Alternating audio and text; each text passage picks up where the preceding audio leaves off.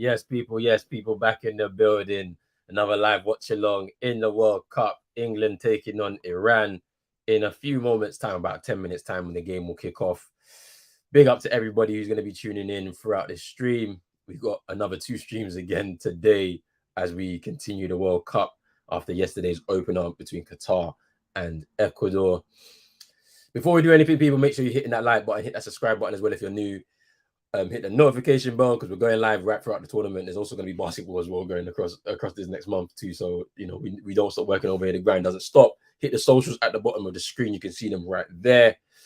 And we might as well just get into these lineups right now because I feel that's what everybody is waiting for.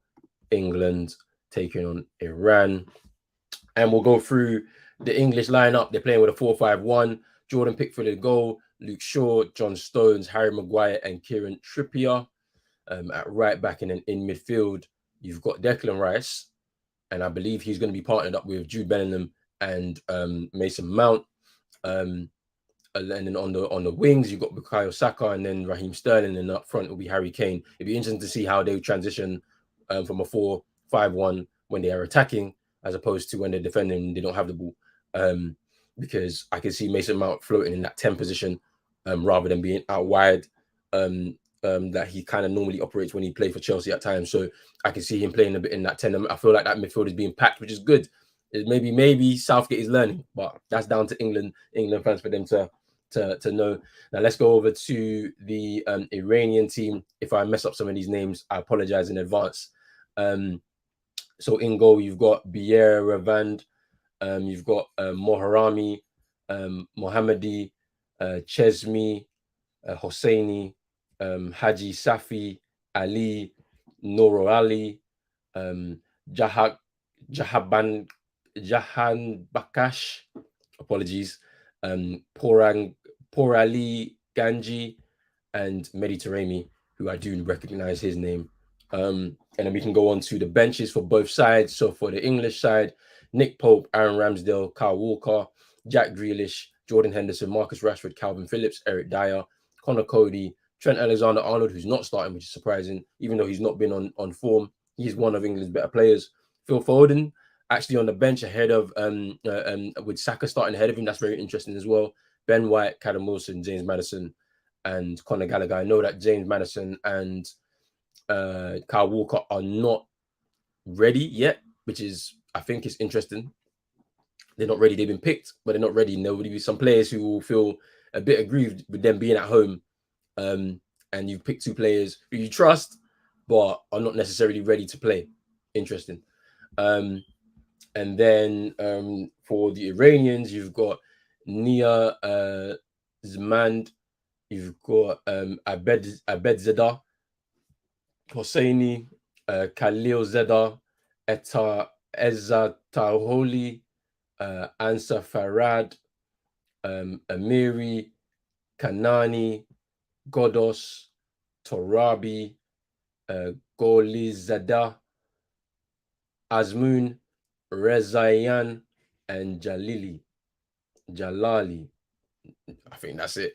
I mean, but when I'm looking at these 2 sides here, I feel like England have gone with a pretty strong lineup. I mean, it's interesting that Jude Bellingham is getting a start. People have mentioned to me that Jude Bellingham doesn't regularly start for England, so that can only be a plus for England. Raheem Sterling been one of England's best players over this last year. Starting, has had a very mixed start to his time at Chelsea. After his move from Man City, so it's going to be interesting for him. Declan Rice has had a bit more of a muted season this season. I'm unsure why. Last season was a really good season for him. I don't really watch West Ham that much to be able to tell you why, but his name is not really on the lips of people anymore. Maybe it's because he's now emerged and now what he's doing is pretty regular. Interested to see that Harry Maguire starts despite the fact that he's not starting for Man United. So that's another interesting situation right there. But yeah, it's pretty interesting all around. Obviously, Saka, I've mentioned before, he's been on form with Arsenal, so it makes sense ahead of Phil Foden, even though Phil Foden as well, within his own right, is a very good player himself. In terms of the Iranian side, now I'm not too sure of many of them. I can't even lie to you. I think Mediterranean is the one that I do recognize, and I need to just double check where he currently plies his trade. Let me just stop sharing my screen here, but let me just see where he actually plies his trade, because I'm not too sure, because I know the name Porto. Yeah, that's it, Porto. So he's somebody that I know are 30 years old. But then in terms of the other side, let me just have a look. I'm just going to get the rundown on some of these teams, because it's going to be interesting for some of these teams. I'm going to need some additional help in terms of knowledge. Give me 1 second. So yeah, I mean, obviously Carlos Queiroz has gone back as a manager for Iran, so that helps. Like defensively, they're gonna be pretty strong. But let me just have a look at some of their players to just see who I do remember from them. If there's anybody that's come through.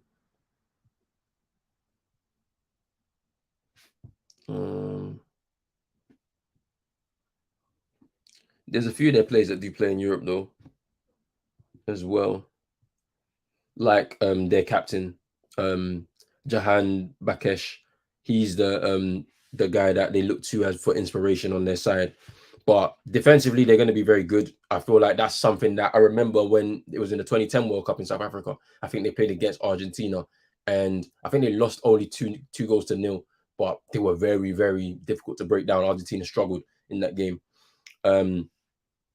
It should be interesting though, because obviously apparently there was a bit of a split within the squad after their previous coach was sacked before Queiroz was reappointed. So there's a bit of trouble between the two, between two sides. Some people that accept Queiroz as the new manager, and others that really felt that the old coach wasn't handled correctly in terms of him being relieved of his duties. But the players are currently in the tunnel right now, and they're preparing themselves.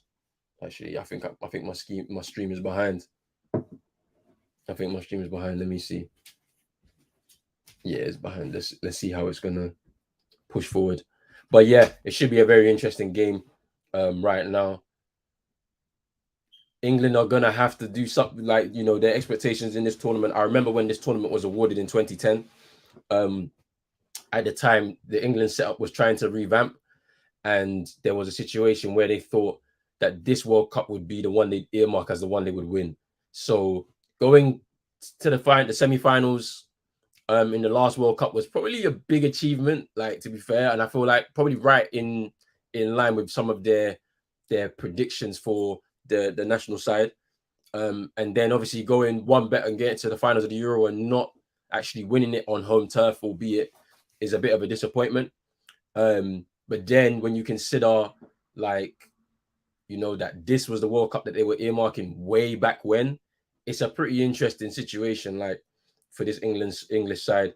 I mean, there's been some players that I'm sure that they weren't earmarking to be starting here at that point in time, but some players have emerged. So the likes of Bukayo Saka or Jude Bellingham, who may be slightly younger in terms of who they thought would potentially emerge, is pretty interesting when you think about it from those perspectives. Those players have emerged and broken through the ceilings that were there for them, whereas other players who they earmarked, potentially like Sancho, is not here. So it's very interesting to see that from that side. And I think for Iran, they are going to be interested in this group because they could cause a shock in so many different places. There's so much pressure on England here. The Iranians, obviously, this is more they're more acclimatized to this kind of style of weather as well. Let's not forget, they're being themselves being a Middle Eastern team, so there'll be a lot of support for them in the stadium too. Obviously, we know what's going on over there politically as well. So there's going to be some very, very, like, interesting backdrops to this as well. Like, there's going to be a lot of home support from Qatar to the Iranians because they want to support their fellow country, well, not countrymen, but fellow, like, people within the region. So it's going to be interesting. National anthems, I believe, have been rung out now. And yeah, it's going to be interesting to see what happens here. See, England are going for the 4-2-3-1. They said 4-5-1 when I saw it, but yeah, 4-2-3-1, because I was thinking Mason Mount would play in the 10. A double pivot of Declan Rice and Jude Bellingham is pretty. I like it. They can dovetail. I love it. It's going to be interesting because now they've got a fixed number 10. Harry Kane should not be dropping deep, so it should be very interesting here. I'm interested to see how Maguire performs, because I remember in the Euros he was injured prior to the tournament, and we thought that, well, a lot of people thought when watching the tournament that he was going to basically it was going to take him time to adjust into the tournament, but he was actually really good in the tournament. Now, as a player who has had injuries and also been dropped at United, he hasn't had much games to be able to get into a rhythm. You know, he's been playing fringe off the bench or in Europa League cup games. So it's going to be very interesting to see how he actually does what he needs to do today. But yeah, let's see. Let's see. Big up, Bobby. Thank you for coming through, my bro. But yeah, this is interesting for England. I wonder what's going to happen with them, in all honesty. Then you look at the Iranian side with Carlos Queiroz at their home. They're playing with a 4-3-3. I can see them being very compact, though. They won't concede a lot of space. They won't allow England to play. But it's just, I feel like England can win this game, and comfortably. If they get the first goal, they could probably win it comfortably, because at that point, you know, all hands on deck for the Iranians. But you just never know. With the backdrop and all the support in the stadium, of course, like I know there's going to be the majority of the stadium will be in favor of the Iranians. I'm sure of that. It's just nice, man. Look at the stadium. I mean, England's fans are there as well. It's pretty interesting as well to see. Big up NN in the building. I hope you're well, my guy. Yeah, this is time. Let's see what England are all about, man. I have no opinions on them whatsoever. Like whether they do well or they don't, it has nothing to do with me. But we're here to watch the football. You know what I'm saying? I swear, if these men lose, hell's gonna break. Yeah, for sure. If they lose, I mean, but we'll see. We'll see. This is pressure. It's pressure. It's pressure all around. And it's interesting. That's the thing. I love it. It's pressure all around. Now, this is interesting. So the English players have taken the knee, and FIFA have been very strict on, you know, players not taking political stances in game or ahead of the games. So we already know about certain captains have decided that they want to wear the rainbow armband. I don't believe Harry Kane is wearing it here, probably on the advice of certain members of FIFA, because apparently he could be booked or something like that. But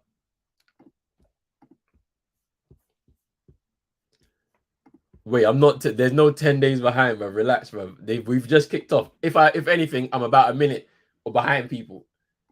I don't know what stream you're watching, bro. I don't know what stream you're watching, fam. But hey, I'm watching you. If you're ahead of me, you're ahead of me, innit? I'm just watching the game right now. We'll see. We'll see what's going on.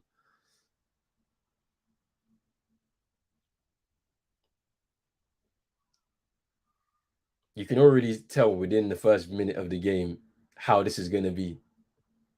England are going to have a lot of the ball, and they're going to have to try and break down this Iranian side, because, as I mentioned, defensively they're going to be very strong. They don't really concede much. Carlos Queiroz has worked with the nation once before, and he's working with them once again. He'll have them set up. They said 4-3-3, but at times it will be a 4-5-1 when they don't have the ball. England are going to have to utilize movement. They're going to have to go out wide at times. Their wingers are going to have to come inside, and fullbacks are going to have to overlap and really try and work positions so that they can break down this Iranian defense.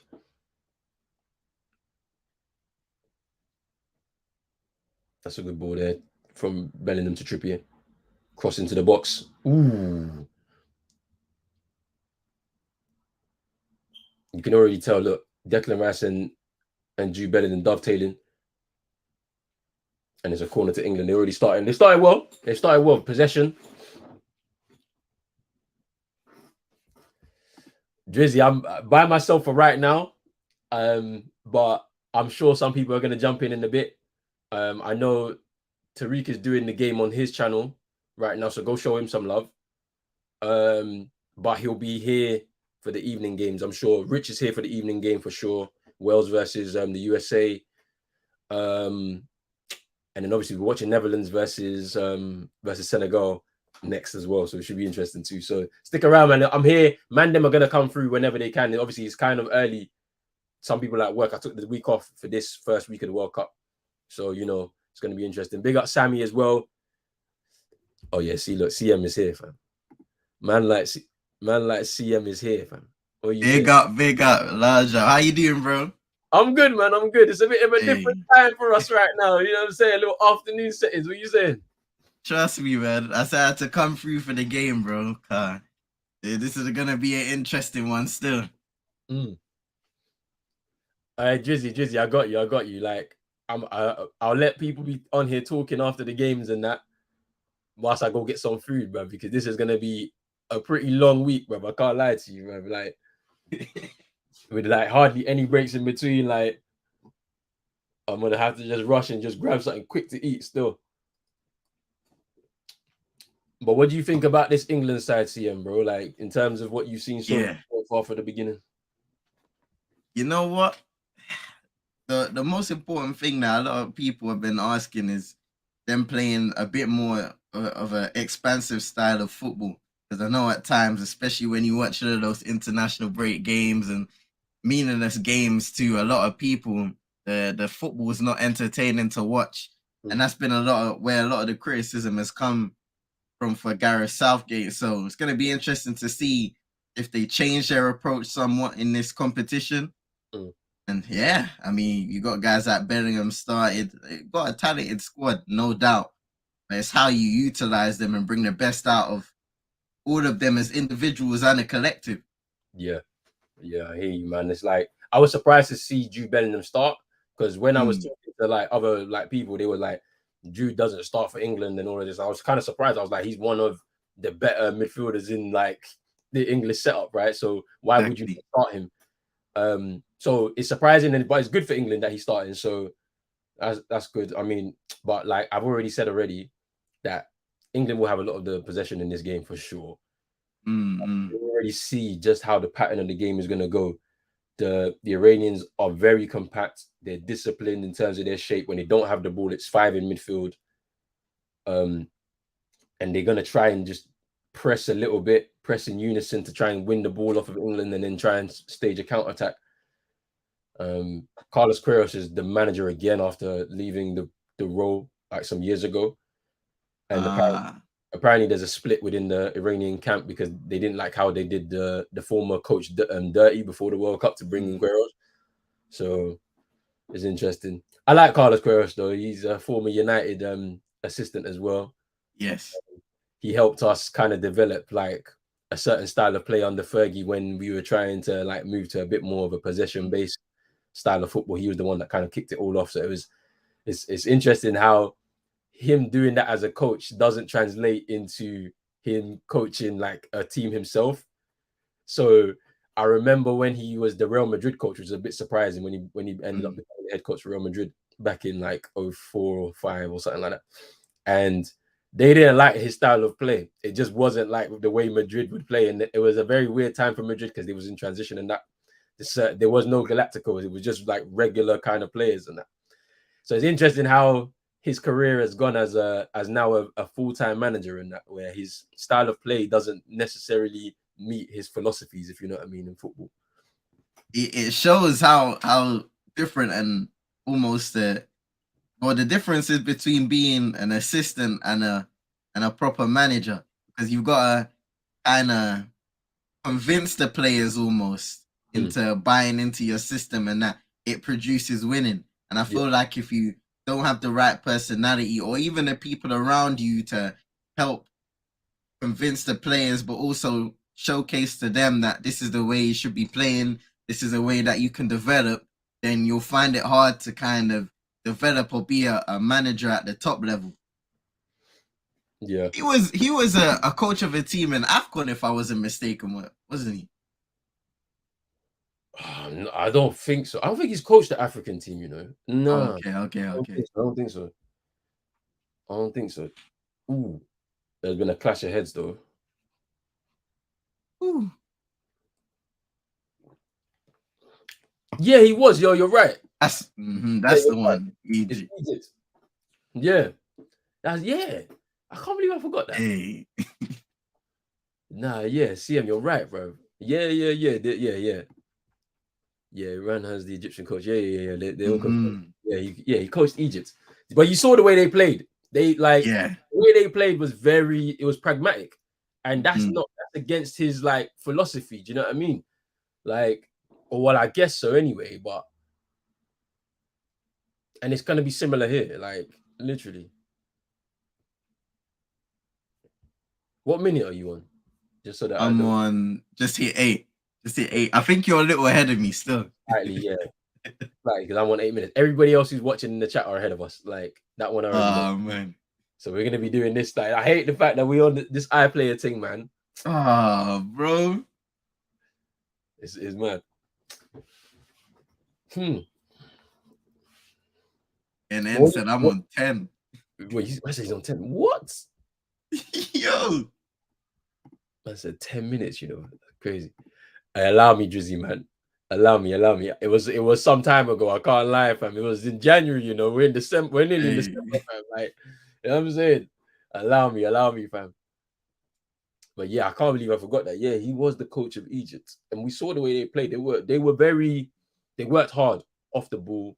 They were tough tackling. They were hard to break down, and it really stood them in good stead as they got to the final. But it just wasn't enough because they were trying to rely too much on Salah. Like and then said here, left the Salah hype after not qualifying. That's what I'm saying. Like, you know. Ooh, that clash. Said I want to go to the World Cup, and I ain't got time for these, man. Yes. He was like, "Yep, if the Iranians are gonna get me back, get me back, I'm going, fam. I'm going for sure." But let me get your thoughts on yesterday's game, Qatar. What was your thoughts? Bro, from start to finish, shout out to Ecuador, innit? Yeah, first half they did their thing in it, but Qatar they stink, bro. And that's the nicest way I can put it. Like a lot of these guys, I heard you say it yesterday. It's like these men have never been on the pitch together, and you can see almost the occasion it got to them because even though they got a little bit better towards the end of the game in terms of stringing a few passes together, they just had no ounces of quality. And these are people that were, you know, trained and looked after and nurtured in their little academy, getting ready for this exact moment. That's not a good way to start the World Cup. I saw a stat saying they're the first host nation to lose their opening game in World Cup. So it's not a good start. You know the pressure that's going to be put on them is wild. It's going to be wild. So like, I saw... You saw some of the videos that I shared in the group yesterday. Like you're seeing like you see how like they were angry. Like and there was a guy, the Ecuadorian, was in the crowd and he was talking about money and all of this stuff. Like they like people don't like the kind of narrative that's being put on them, right? And it's like the team has to perform, otherwise people are just gonna keep talking. Like yeah, and there were a lot of people, like for example, the crowd. There was a section of the crowd where they were wearing their like traditional gear. Yeah. And in the second half, that it was half. It was full in the first half. Bare of them just dipped out and never came back in the second half. It was peak. That's not good, man. That is not I saw a section of fans when Ecuador scored, one man was clapping. I was like, what's going on? They were bad. And it's like the way I was trying to be professional and I was like, yo, they've been together since 2017. Yeah. A lot of them know each other because they come from the academy, the Aspire Academy in Qatar. And then that's what they produce. I was just like, yeah, that's not good, man. It's just not good. It's not good. And it was like the way because I was watching a few videos just learning up about the team before. And the way they was talking them up, it was like, you know, this is a team that they're a good young team. Well, yeah, but they're a good team. Like you said, they've been together and they're starting to get results slowly but surely. And in other various competitions now. The golfing class may not be of the World Cup quality, but they're starting to put it together. So you would be disappointed with the result in the end of the day. But let's see what they come back and do in the next one. They never really had high expectations for them, to be honest. With it being their first World Cup, it's going to be difficult to come here and do something unless there's something wrong. I don't want to be that guy, man, but you know what I mean? Money have been met. Trust me. I mean, look, like they did win the Asian Cup, the last edition of it, 2019. So you know what I'm saying? So it's like you're right. They're slowly trying to emerge as a nation. It's probably too early for them to be going toe to toe with some of the world's best, like way too early. And the thing what's funny about it is like they knew about this World Cup from 10, 12 years ago. So it's like from that point, you should have been already trying to build something so that at least you have a team. I'm not saying you're going to win it, but you're going to be like at least competitive within that your own home tournament. Because it looks like they're going to go home with no points, literally, or stay home with no points. You know what's the funny thing? I was watching a video like last week, and obviously they had a coach before this one that's in right now who built predominantly with the Aspire Academy players that came through that system. But before, I believe what they were doing a lot of the time is they were bringing in and paying people from other nations to come and play for Qatar, and they were using that method, but they eventually got in trouble for it, and they were penalized, and they changed the rules regarding that whole system. And basically they rebuilt and wanted to do this Aspire Academy thing. And the coach that was there before didn't want anything to do with it because he was angry that basically all of his old players were getting phased out, and he now had to use a completely different group to prepare. So he went out, this new coach came in and then built with those Aspire Academy players, and they moved forward from there. Yeah, because that's what I'm saying. Because I remember back in the day, I used to watch Eurosport, like from time to time, because I need to like catch up on European football and that. And they always used to have these adverts for the Aspire Academy. So like if you're old enough, you would know what I'm talking about here. Like where they always used to like show like, because obviously Qatar is not a big nation. You don't really know what really goes on there. Like, to be fair, like you wouldn't know it. It's not like a holiday destination. But they just always used to plaster this Aspire Academy kind of advert on the Eurosports channel. And I always used to wonder, like, what's Aspire Academy? What's Aspire Academy? Now I knew it was a footballing academy. So like now, when you think of it, it's like it's been around for a very long time, like quite a long time, since like the mid-2000s. It's crazy. But yeah, the Iranian keeper's gone off. He's been replaced, I think. According to everybody else, they said that Iran's goalkeeper is done. Qataris thought that, but wins versus the Spanish second division team was going to get them to the World Cup. To win the World Cup. At least South Korea has improved since 2002. 2002 was their breakout, basically. So they got to the semi-finals of their home World Cup, which is like an amazing achievement for the South Korea. Like, it's crazy that they were able to do that, because when you look at the teams that they had to face, like I believe they beat Spain en route to win it. And obviously back then the Spanish team, they were stacked with names, but they weren't good. They weren't as good as what we've seen in years preceding that. But their team was stacked with like legends of the game, like literally Raul, Fernando Hierro, like Angulo, like people like that. Like, but yeah, or Vicente, people like that. There were some really, really good players there. Casillas was there, I believe, as well. Like, so yeah, it's crazy, man. I think the Gold Cup sold them a dream. Yeah, the Asia Cup, the Asia Cup definitely sold the Qataris a dream. And Arman, big up Arman in here saying that Drizzy, South Korea haven't missed a World Cup since 1986 even. That's what I'm saying. They've been like, they've really qualified for almost every single World Cup since 86, which I wasn't alive in 86, but as far as I remember, 2002 up till now, they've been in every World Cup. But he's going off. He's gone back down again, the keeper, from what I can see here, if I'm not behind. Yeah, he's done. Yeah, he went back down. I thought he was fine. Yeah, so now they have to change the keeper. That's annoying though, isn't it? Like to have to use a substitution on the keeper. Like, And is it 5? Is it 5 subs in this World Cup? That's something I'm gonna have to search, bro.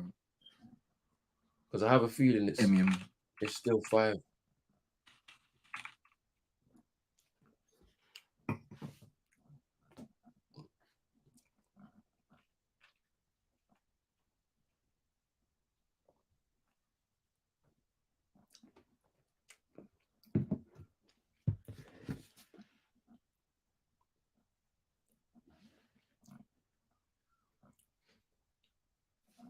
Yeah, so it's 5 substitutes. Yeah, Drizzy saying 5 subs as well. He's confirming too. Thank you, Drizzy. But let's have a look at this clash. Oh, that's a bad clash though, man.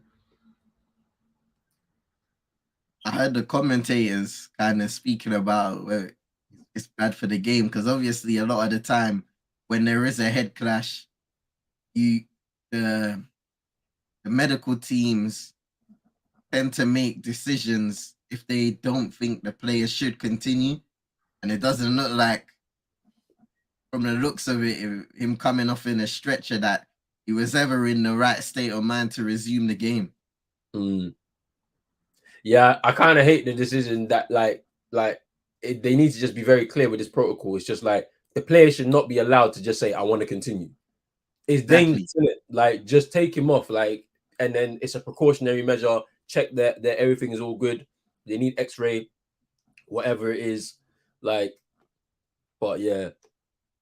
And I feel like you'll get less of a reaction from the players if it is clearer. I remember in AFCON, I don't remember what keeper it was. He was one of the better ones in the tournament, but he got a head injury as well, and he was kind of trying to wave it off, saying no. So you remember, because we were watching that game together. So I think it was Senegal versus Cape Verde. If you remember, remember there was I think it was the Cape Verde keeper clashed with. Is it Mane? Was it Mane? It was. What was it when they both went for the ball and then he kind of Yeah, so you remember, and so they were both down for quite some time, and then obviously Mane's recovered. He's cool. He says he's good, and then the keeper was moving mad, fighting his teammates and the medical staff because they wanted to take him off, because it's one thing where an outfield player is got a head clash, but when the keeper's got a head clash, that could be a bit more dangerous for your team, innit? In terms of conceding and whatnot. So yeah, I remember that. That was actually mad. We were just sitting here for maybe 8 minutes, just kind of wondering what the hell is going on. And I saw he ended up getting booked when he came off the pitch as well. Yeah, I just didn't understand. It was just mad. It was, the whole situation was crazy. I tell you what, that Iran crowd in there today, they're making noise. I mean, I was saying it at the start of the stream, because it's within their region, they're gonna have support from their own fans plus the home nation too if they decide to watch the game. So it's pretty interesting.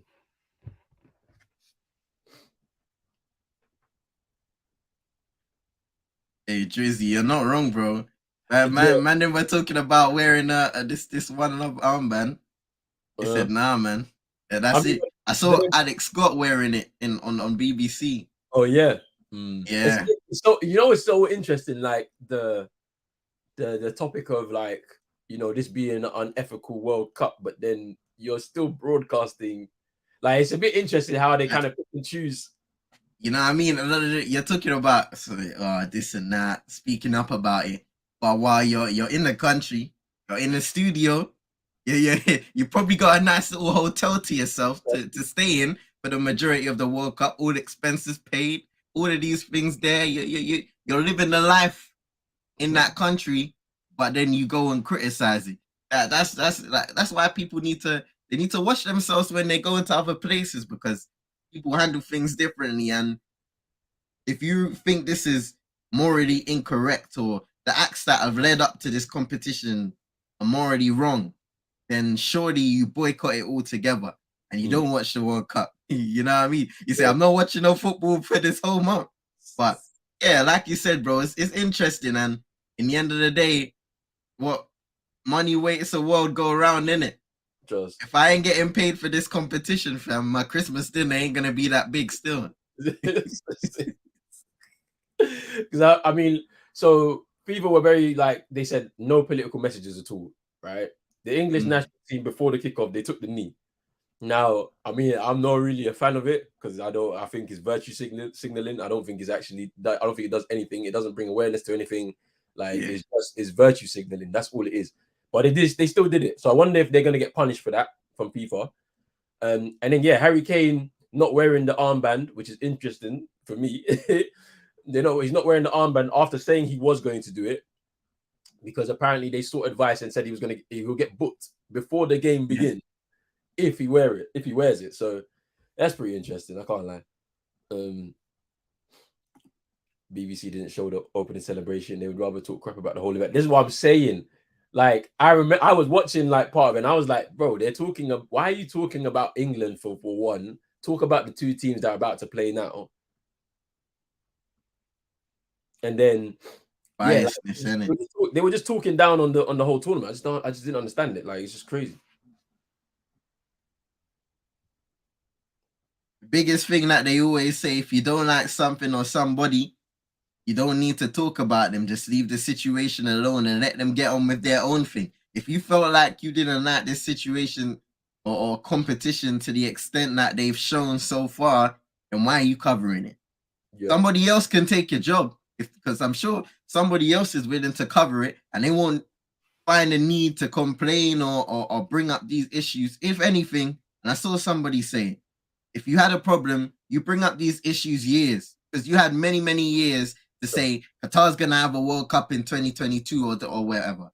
So why don't you speak about that the minute that Sepp Blatter brings out the open letter and says Qatar are going to be hosting a World Cup? Why don't you bring that up the minute all of these news articles come out about the human rights and how the workers who are building the stadiums, building the new cities are being treated in the World Cup? Because those things have been happening for years in the build up to the competition, but now you want to speak about it. That's what I'm saying. Like, it's like you got to keep the same energy across the board. Like, you can't be out here kind of picking and choosing when to speak about these topics. If wrong is wrong, isn't it? Like, so, like the way the World Cup was awarded, it shouldn't have happened this way. Like, we should have basically done a whole, just done the whole process all over again to pick the country that's suitable for it. Do you know what I mean? Like, so for me, I'm just not happy with, like you mentioned, the big BBC. Gary Lineker is saying, "Oh, this World Cup's not good," but you're covering it. You're on BBC getting paid in a nice little studio. You got a nice hotel, expenses paid, and you're covering the tournament. So you can't say, "Oh, but because I'm a journalist or this is my job, like I have to do it." No, principles are principles. Yes or no? Like, do you know what I'm saying? Like, exactly. So you're gonna complain about the country and the World Cup, then you feel so strongly about it, then you boycott it and just leave it alone. Like, but it's one of those. It's one of those. BBC are the biggest hypocrites, says Sammy. Big up Super Nick. Thank you for coming through each and every time. We appreciate the support. I want the Europeans to have the same energy for us Americans in 2026. There's not going to be nothing said, Drizzy. You already know. It's like the FIFA love them kind of tournaments where they don't have to do nothing. They don't have to invest much, like type of thing, but they'll just maximize from the amount of merch, the TV deals and everything that they can get out of it for that World Cup specifically. Anyway, I think Sammy was in agreement with you there in regards to why weren't people's energies so highly on this when Sepp Blatter announced this World Cup 12 years ago. So yeah, he's agreeing with you there. Don't get me started about all this virtue signaling. I have a long list of historical atrocities that don't get this type of hysteria. Yeah, I know. This is what I'm saying. Like, I mean, Alex Scott was on TV talking about, that this is my job and I have to do it. But I seen a picture of her next to Vladimir Putin. Like, back then, I see a picture. I was like, yeah, what? See, like, you can't talk about this, but then what Putin is doing now, look at the world and where it is now. Ukraine. Like, he's spearheading it. So it's like, you kind of have to be careful when you're talking because people will start pulling out this you. Listen, the digital footprint is a real thing, fam. Digital footprint is a real thing. Anybody can find anything these days. That's what I'm saying. You see a person like me, obviously I do my research and stuff like that. But at the same time, I'm a person that tries my best to not care. Yes. So obviously, I'll see bad things and I'll have my own opinion about them. But if it doesn't directly involve me, I'm not gonna give a damn about it. Yeah. Because like I'm here to watch football, bro. I'm here to watch football. I'm not gonna lie. It's the same here, because you know, if you start worrying about like everybody else's problems, yeah, it becomes you're just occupying your time, bro. Honestly. Exactly. I'm not saying that you can't feel bad or sorry for the things that have happened to people and whatnot. That's fine, but it's like, if it's not affecting me, my immediate family, friends, loved ones, and all of that. If it's not affecting us, a group of people, then I'm sorry, innit? Like, it happens, you know, it's happening, you know. I apologize for all of it, but I can't really like give you that. You know what I'm saying? Like, I can't give you that. But you know, is what is like, yeah, a reparations armband, maybe. I bet not. You already know the only thing they wanted to give us black people was to take the knee, and I don't even know where that, you know, came from. Who decided that was the way that we are going to basically, you know, like bring some awareness to the plight of black people? Like, I just don't understand who decided that. Like, For me, that taking the knee thing right now, as it is, it's almost like a silencer. You know when you slap a silencer on the end of the gun, fam, so you can't hear the bullet coming out of it. That's what it is right now. Because where is it going? Is there any action plan behind that raises the awareness and keeps it in people's minds? No, there's not. It's just people literally going in before the game. You take a knee, and then I forgot about that now because the game's going. This is why I rate people like Wilfred Zaha, who doesn't do it. There's no point for him. Ooh, chance there for Mason Mount, and I think this is what Enan was talking about here. Good play from England. I haven't even seen it yet. Good play from between Saka, Trippier. Yeah, just making that little run. Chance there for England. I think the defender did just enough to kind of put off Mason Mount's shot. It was a good opportunity though. Well worked by England though. Like, this is the kind of football that, like, maybe 10 years ago, 12 years ago, they weren't playing football like this. And it's like this younger generation have become a lot more technical, which is good. It's like testament to the work that they've been doing at St. George's Park, England's base, where they've been really trying to just carve out a new style for English football, where it's not just all pace and power and, you know what I'm saying, and energy and passion. It's more technical. So it's interesting. I can't lie to you. Hollywood World Cup in 4 years. Yes, that's true, Super Nick. All the stars are going to be out in this World Cup next in the next 4 years. That's like you said, bro. That's going to be the ideal World Cup for FIFA, for everybody, man. Jamaica 2026, though. Oh yeah, 100%. We were thinking about it yesterday. We was like, hey, because those three teams in the CONCACAF region have qualified automatically, Jamaica has no excuse to not return to the World Cup. If we don't make it, bro, I have my shirt, you know, in my wardrobe right now, waiting for the moment. I will do every single watch along in that tournament for Jamaica region. If they don't make it, they're in the mud, fam. They have to make it. That's the thing. They have to. because with all the strong teams gone, they've already qualified. Jamaica are the strongest left to qualify. They have to be. Between yourselves and Costa Rica, you both have to qualify. No doubt about it. Like, and that's what we're saying. We're saying realist Trinidad will be back in it, bro. Like, first time since 2006. So you can finally return home, fam.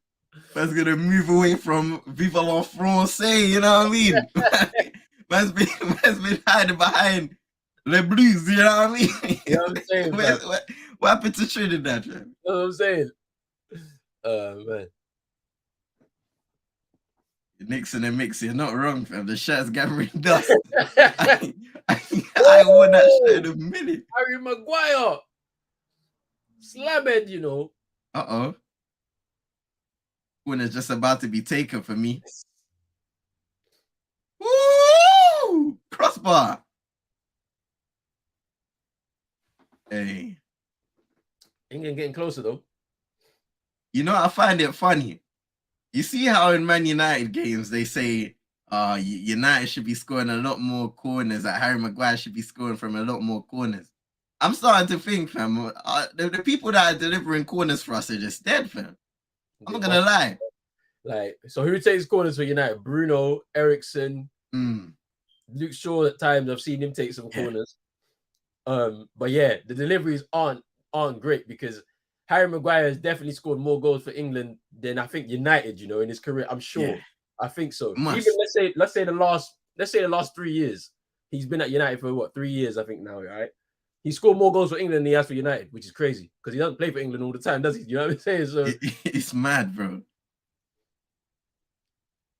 He nearly scored again as well.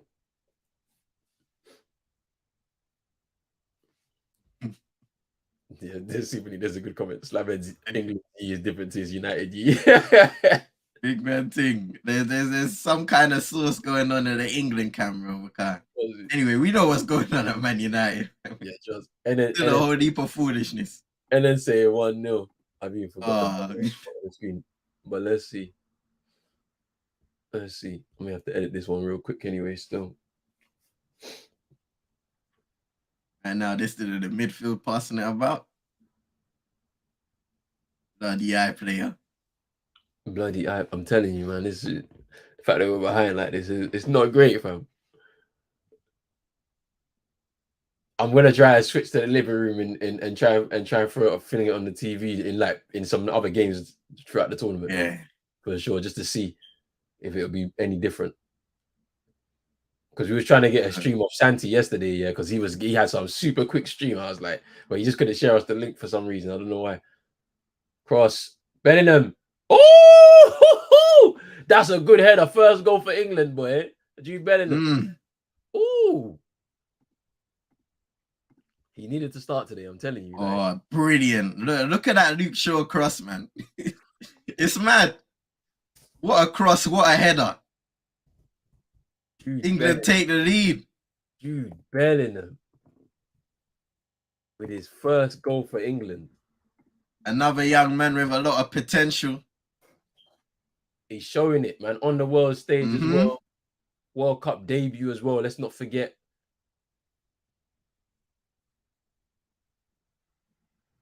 Good cross from Luke Shaw. Good header as well from Jude Bellingham. Breaking into the box from midfield. And England are 1-0 up. Crazy. But based on the domination of the ball, they just need the chances were starting to come, especially recently in the game. It was only a matter of time. Iran haven't really been able to offer anything or much going forwards in the counter-attack. England have been the dominant side for most of this game. Super Nick saying she's going to take over the Watchalong because she's ahead of both of us.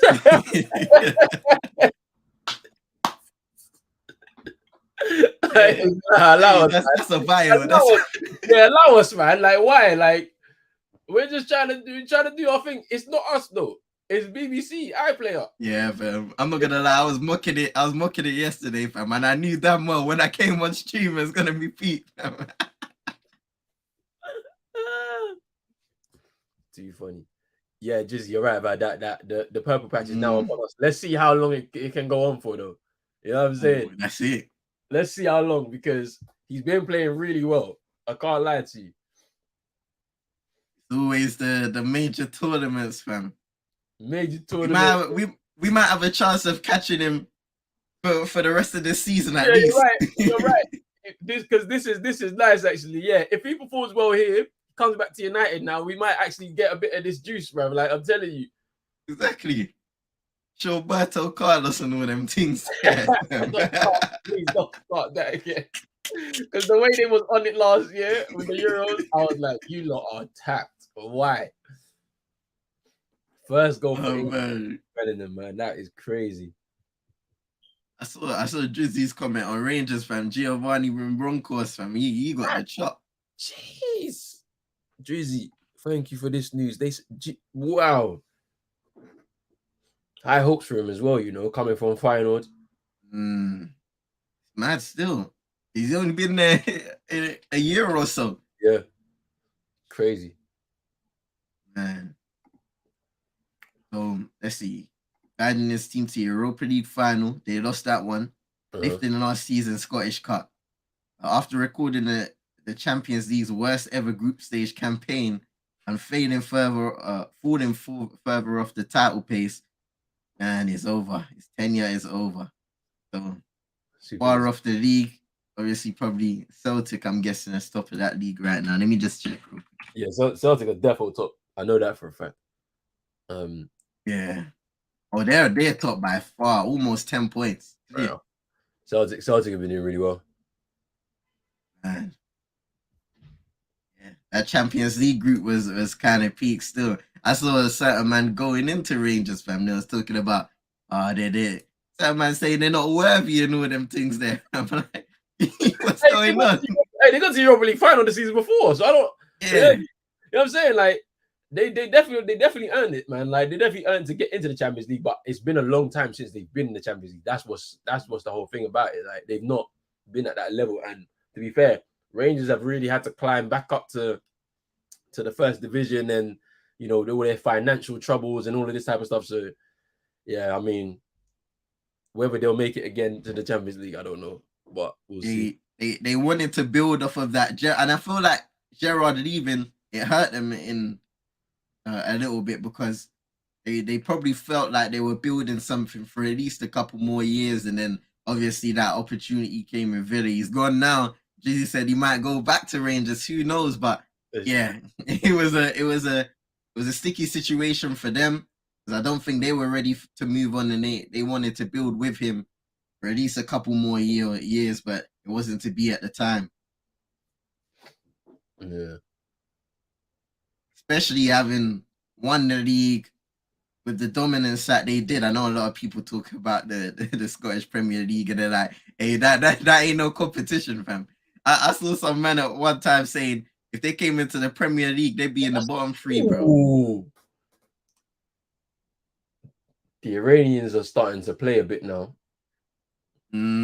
Cut out. Yeah. Yeah, bottom three of the Premier League is right though, with the Scottish Premier League. Like, yeah. Back in the day when they used to talk about the Rangers and Celtics should join the English teams. You know how, because obviously you know how, like, we got Cardiff and Swansea who play in the English league, right? Like, they wanted to do the same with Scotland, and obviously, like, there was obviously like the whole political side of it. But like, people were saying, where would they go? Because if they go to the Premier League, they would get smacked every week. Like, so they might as well start in the Championship and see if they can work their way up. Like, so that's very interesting. Still, that's an interesting topic. I reckon it will resurface again soon, though. I can't lie. Defo. I feel like if there's a situation kind of like there was before, like obviously Rangers got into their financial troubles and stuff like that, where you got both of them at the top of the league, basically dominating it, contending for the title, winning the trophies, contending for the cup trophies as well, then that's when you'll start to see those conversations slowly coming up again, because they're both clubs with historic pedigree in the end of the day. There are other clubs in the Scottish League, but they just haven't been able to stay up there in terms of title contention and being one of the best teams up there. But yeah, like the likes of Aberdeen and stuff like that. But yeah.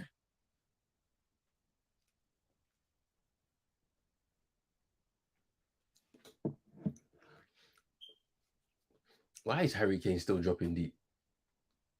Bro. I'm just. He doesn't need to. He does not need to do that for this England team. Like, I'm just not understanding it whatsoever. This England team has enough creative players in the midfield for him to just stay up there and be a box poacher. Trust me.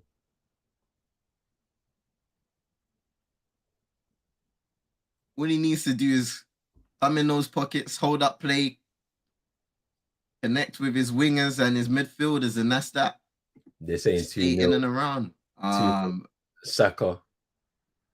Hey, listen, big up to the real commentators up in here. Trust me, because without you, yeah, we wouldn't know what's going on, fam. We'd just be lost, bro.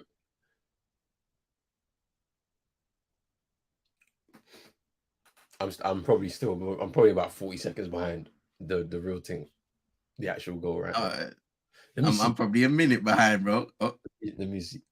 I'm trying to do the thing.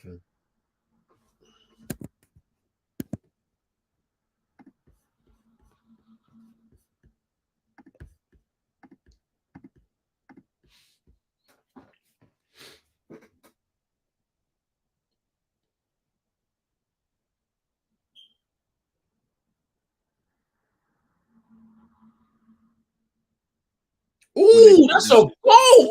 Oh, ooh! Saka. See what happens. Saka. Sure. Pull in. Maguire wins it. Ooh! Okay. What a finish. Maguire nods it down. Saka on the left foot off the crossbar and in the back of the net. We'll go from Saka. The Iranian players. There's complaints. They're not. I think they're trying to say Maguire put his hands on what the defender's shoulders. Nah. They ain't gonna disallow that one. I can't see that. Come on. They're saying foul and all this. No, that's a finish. Woo! Let's look at that. What a finish. Oh, nah. I feel like the defender was a little too weak in that one there still. Way too weak. There's two of them there as well. And he's out jumped both of them. What a finish. Oh. Quality. Hey, Southgate knows he's staying. He knows he's staying. Watch. All you England fans that want him gone, he ain't doing nothing. Bro. Listen, I know a lot of people complain, but this guy's been the best England manager in years, bro. There's no chance that the FA are gonna fumble this. Definitely not. For who? Like, you know what I'm saying? Like, who's exactly who? And that's the big question. Everybody's saying, this guy should be gone. But who are you going to bring in, bro? Because England have gone down the route of managers with big pedigree, and it hasn't worked out.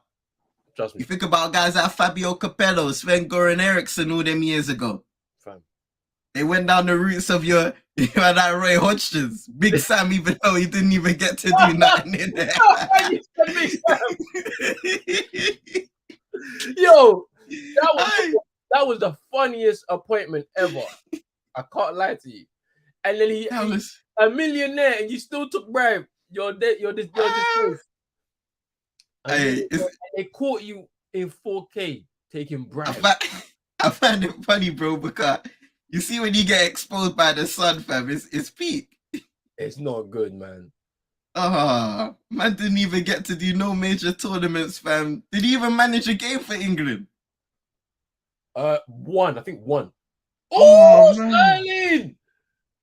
And it's 3-0. It's 3-0. That's game over. Okay, it's Harry Kane. Slowing it down. Cool, what a cross, what a finish. It's 3-0. The man of the Euros for England, Raheem Sterling, kicks it off with his first goal of the tournament. It's game over already. Oh, Iran, yeah. It's peak still. It's done. They've Hey, Albert said disgraceful from Iran. They shouldn't be playing at all, bro. England have showed their class. And you know what? This is good to see going on in the tournament because thinking about it, you need to be ruthless. It doesn't matter what team you go up against. You need to show why you're one of the best teams in the tournament, why you should be feared. And right now with a performance like this, whether it's against Iran or anybody else, they need to show this level of not just maturity, but ruthlessness in front of goal.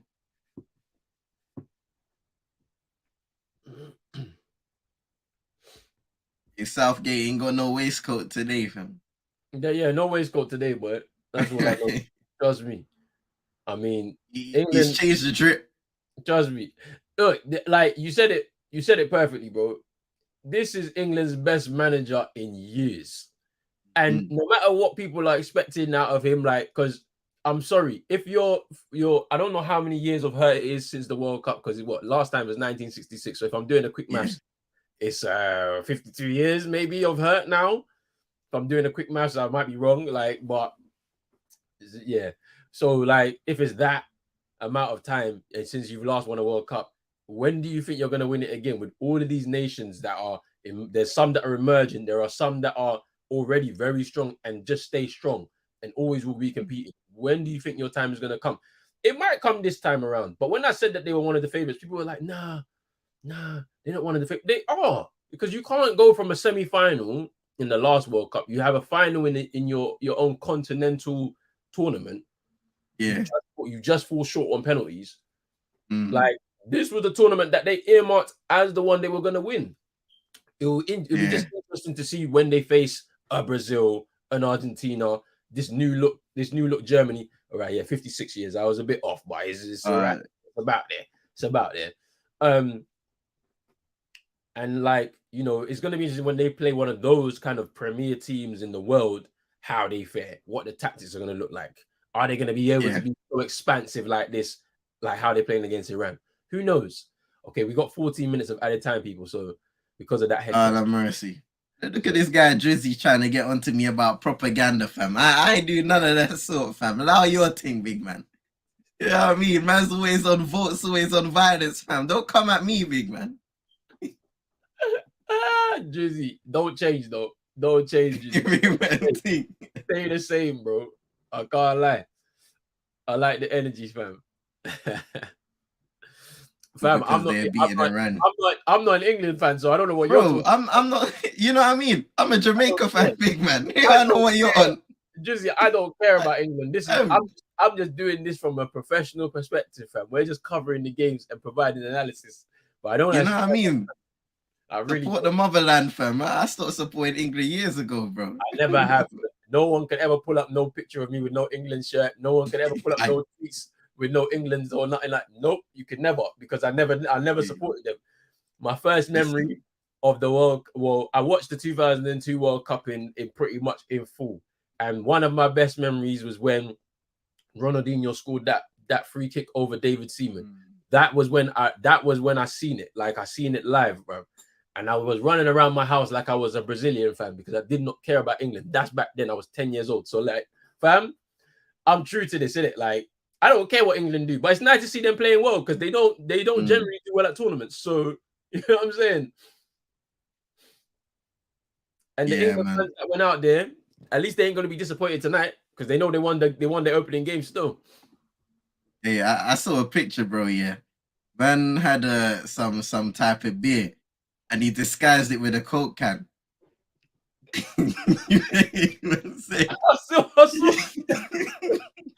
I said, you see, risking it all for beer in them kind of places there where they say it's banned. Okay, we'll see. Bro, you next thing you know, fam, my brother's smelling beer in your breath, fam. You're getting taken to jail, big man. You are in the gulag for life. man has no weapons, no nothing, fam. You can't get out of that one. You're finished if they catch you with them kind of things there. But nah, that's funny as hell. the hurt won't stop. They can't stop, won't stop. I know Iran weren't going to do anything from the second they hired this guy. The same bull crap tactics that got Egypt to the final. Yeah, I mean, he was the manager as well before. So as I mentioned in 2010, in that World Cup, he was the manager there too. And it was pretty interesting to see the same kind of tactics still being employed a whole 12 years later. Crazy. Say it with me, England still suck.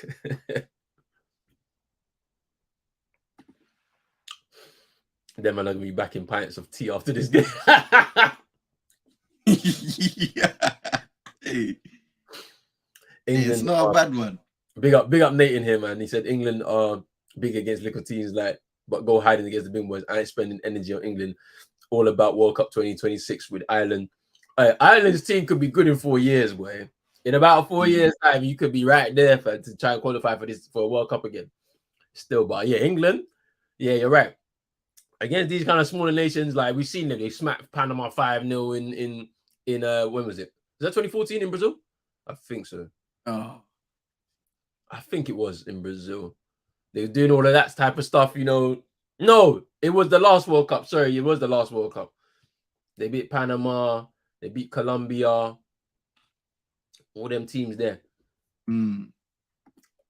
Risking it all for overpriced Budweiser is insane. I'm telling you, for overpriced Budweiser, you're risking it, bro. Yeah, 6-1. Yeah, that's it. 6-1. Okay. Yep.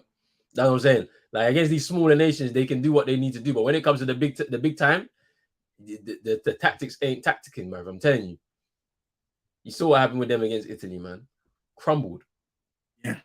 Crumbled. But after taking the lead as well. Seen too much of the man getting bashed holding the England flag, highest level of violation. Boy.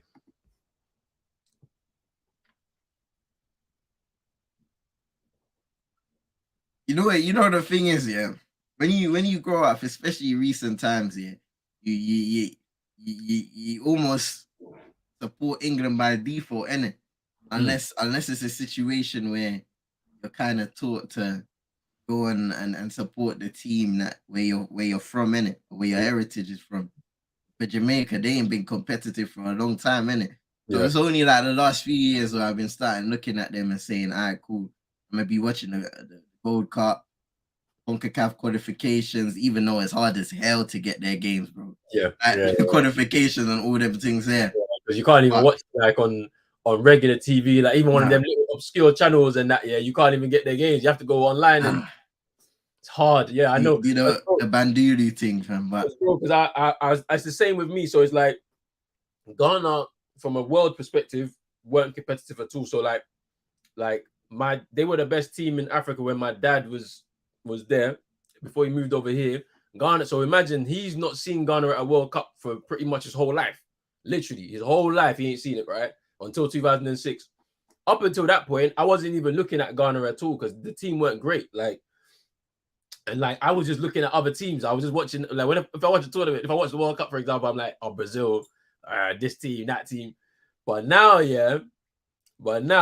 and then stop hating, fam. Stop hating because you know what we're about. Stop hating. But then when it was like 2005, 2006, then I started following them a lot more and then started getting into like the players and like just researching more about the team and the different players that they call up and stuff. And now they've established themselves as like a top team in Africa again. But they need to win that AFCON to really stamp it, because they don't win that AFCON, you can't really say that. But they're qualifying for World Cups, and that's great. Like obviously, like this is now their fourth World Cup that they've qualified for out of the last 5, so it's good. Can Iran score here? Oh, that was a chance to get a goal back, man. It is a Jamaica equals England rejects. I lie. Don't do that. I mean, let me not lie, bro.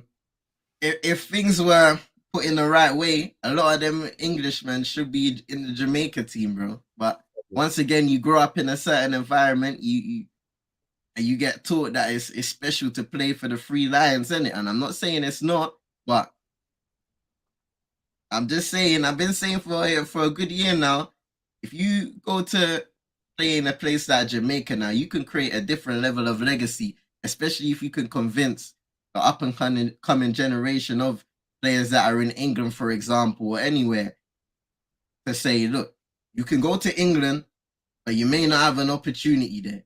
I've been saying it with the likes of Ivan Toney as well. A lot of these guys, Sancho, a lot of these guys, they may have a cap for England and they'll get their honorary cap and they'll be added to the number of players and all these things there. But are you going to get a consistent international career, or are you going to be playing in international friendlies and then when the major competitions come around, you're not getting a look in? Like, that's what you got to consider. Or can you go? And of course, the project looks crazy. I think the thing putting them off right now is the corruption of the JFF, to be honest. Because right now, the way it's structured is not good at all. We saw, we got rid of a coach, and then we brought in a guy named Paul Hall, who was previously of the last qualifying Jamaica team to reach the World Cup.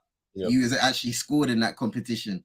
And he did well. He was kind of like an interim guy. He stayed for a little bit through qualification, because we actually sacked our original manager probably halfway through qualification. So that was difficult within itself. And then we tried to embed guys like Mikel Antonio, and we had guys like Mariappa, and then obviously the homegrown guys. So it was a difficult campaign. I felt like the optimism was there where people felt like there was an opportunity for Jamaica to qualify for the World Cup, but we didn't get the results, and we weren't able to create a set system and embed the guys in time. But also everything that was happening in the background with the JFF was not good, and there wasn't a lot of stability in the background to probably make the players feel comfortable when they came on international break. I mean, there were situations where they were flying out to a country for a game. Tell me why there was no return flight, bro. But the Jamaican officials are back in Jamaica, but the players can't get a return flight. That's crazy, man. Like, it's just, this is what I'm saying. So it's like all of our teams that we support, like in terms of like from our origin teams and that, yeah. If those FAs was to just fix up and just have proper structure internally, yeah, the country would be better. Just simply because they'll be able to attract like whomever. Because there'll be people that, because you have to convince people to be a part of a project, right? And if your project ain't good, why would anybody even bother to join you? Like, there's certain men that are willing to sit down and not have international cap from England because they don't want to play for their home nation, for example. Do you know what I mean? So it's like, got to fix up. Like, and think about it. A lot of these guys, you know, maybe some people would have been swayed by a big bag of money. I don't think a lot of these top players that you want to attract are going to be swayed by money. They're going to look at the corruption of where that money is coming from, and they're like, I don't want no part of this. Yeah. Because to be honest with you, a lot of them are millionaires. So it's like, do you know what I mean? So they don't care about the money anyway. Like, because if they play for England, every player for this English national side now, they get paid a match fee. But the money goes to charity. They just give the money to charity because they already get paid from their clubs. They're millionaires. They don't need it. So they just give the money to charity anyway.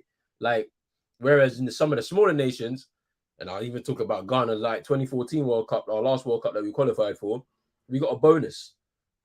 Players got like $1 million bonus or something like that to play every single game. And some players refused to play without receiving their bonus like wired to their account. And we didn't do it. The Ghanaian FA didn't actually do it. So then they had to fly a plane full of cash, took a convoy to meet the players, right? And give everybody their $1 million bonus for the World Cup in cash. It's crazy. Wow. Wow. Crazy. There's a picture online that you'll see of a former Ghanaian defender called John Boy, who was kissing a wad of cash. There is a picture. Dollars. He's got a wad of dollars kissing it because that's how much he needed that cash. I don't know. It's crazy, man. Let me search that out real quick. It's crazy. Look, yo. Wave. This country is shameless, bro. They said 3-0. It's time to get your jersey for the final. The final, you know, big man, relax. Yeah. The less of that, man. Like, this game is over already. Like, there's not really much to talk about. Iran ain't done nothing in this game. Like, literally, had one chance over the bar. You can tell that all the people look at them. They're in the stadium. They're in the studio. They're gassed. Look at them. You know what I mean? They're so gassed. But when it comes to when the French now come pull up to you and stress you out, fam. Half time, man, I'll be like, oh, you know, this is what we've been saying about England. They're not good enough. Nate saying that Saka misses a penalty at Wembley, and he was, you know, the rest. Just know that the same waste men are leaping around their mum's living room in some dead council estate frauds, fam. Jack Grealish chose England over Ireland. How'd that work out? Hey, he's £100 million. They say £100 million. He's a Gucci ambassador, bro. That's the most I know about him. Like since that move, boy. Rocking headbands, fam. He's the Gucci ambassador, boy. That's all I know about him right now, because he's definitely not good enough, bro. I'm telling you now. Tony will fit in well with the JFF. Allegedly, step outside, big man. I mean, there's no alleged there, though, Super Nick. I'm telling you, because now it's all out. 232 bets. Nah, it's not alleged anymore. You're guilty. You're just guilty. Man never listened to when the fun stopped, fam. He just kept on going. I said when the fun stop, fam. Allow me. Eto will bring Fenker foot to glory. And then even you know what he did was mad. That prediction where you lot will win the World Cup. You lot. Hey. I'm sorry, man. Eto thinks this is FIFA, fam. He really does. Hey, bro, that picture of him kissing the money is wild, fam. Why does it look like he's behind bars? You know what I'm saying? It's a crazy picture.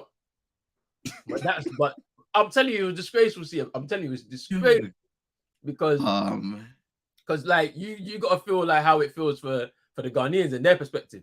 Because they're saying to themselves, like, hold on, playing for your country should be a privilege anyway. The money doesn't matter, it shouldn't matter. But for you to be doing this, like as a country, how are you flying 2 million? 2 million on a private plane and then putting it in an armored vehicle, right? Because you know it's Brazil and that. Somebody will try to rob the thing. And then it's a convoy. It's crazy. Man like vibes. Man like vibes in the building. What are you saying, bro? You're gassed. You're gassed. Listen, you see this champagne football, yeah? You're gassed. Look at you. Listen, I can't lie. I missed the first half. You know, I had stuff to do, so I missed the first half still. Well, you saw the what are you saying? Hashtag is coming home, you know. It's coming home. Look at you. Shameful guy. So shameful. Don't worry, let this guy concede a goal to Iran here. Let this guy concede. England won't concede. I'm telling you, they won't. I think it's game over, man. It's game over. Now England will be just trying to. I need 6 or something. They might get some goals, but they'll give some guys, fringe players, some minutes to try and get some minutes in the legs, like just so that they can just be prepared. But yeah, man, it's been a good start. Like the thing that makes me laugh about this England team and that man like Sterling, who carried them during the Euros, yeah. And then Saka, you abuse Saka, you know. You people abused him. Hey, listen. Now he's a hero. Listen. All right. Listen. Don't worry. Let them miss us some. Watch what happens again. They're showing primary schools, you know. Listen. Read your books, fam. No, don't watch this rubbish. Sterling was the best player in the Euros, and look what happened to him in the final. You know what I mean, fam? All these men that were villainized after missing penalties, fam, but all of a sudden, they show strong, fam. They show great. See, before the Euros, yeah, they were like, "Oh, support the boys." Yeah, as soon as we lose, certain men are not part of the cult anymore. Innit? Like, I'm just what I'm saying. Like, it's just. But I told you, if I was Sterling, Saka one, if I score, I'm sure I'm putting a middle finger up at Wembley. Bro, I'm putting up the black power fist, bro. You must be crazy, bro. Big man, if you put that up, they're gonna be chucking bottles at you. Fam. That finish from Saka was crazy, though.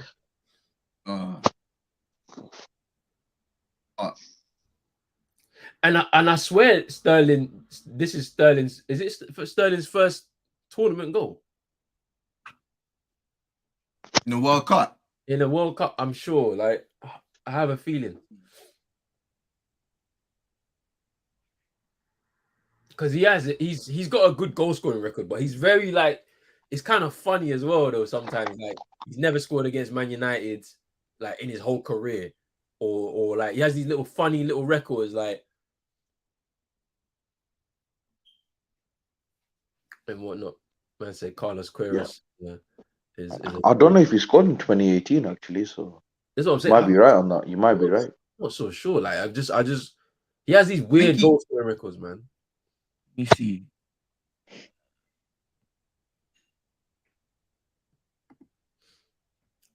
We need to invest in domestic leagues and stop letting dual nationals come in when the work is done. For example, Ghana, why didn't these dual nationals come and play in Africa? And it always happens with the African teams. Yeah, I mean, that's something that needs to happen. Like, but like, I wonder how much money actually goes into investing in grassroots football in Ghana, because I could for example, I could pull up with like 5 bags. I could get like boots for children, new footballs, nets, and stuff like that. And I could do that by myself, innit? Like, whereas we've got a full FA who have millions that they could invest and they just don't do it. Like, so that's the problem. That's the root cause. Like, if they don't invest the money properly, then like it's going to be on to like individuals to be able to do that stuff. You know what I'm saying? So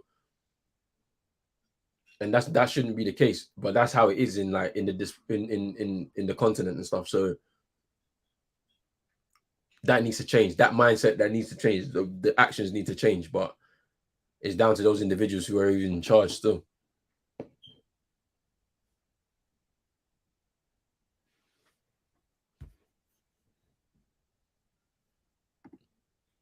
Micah and Ferdinand are two-thirds of the vibe squad. They just need Righty for the Trinity. I'm telling you.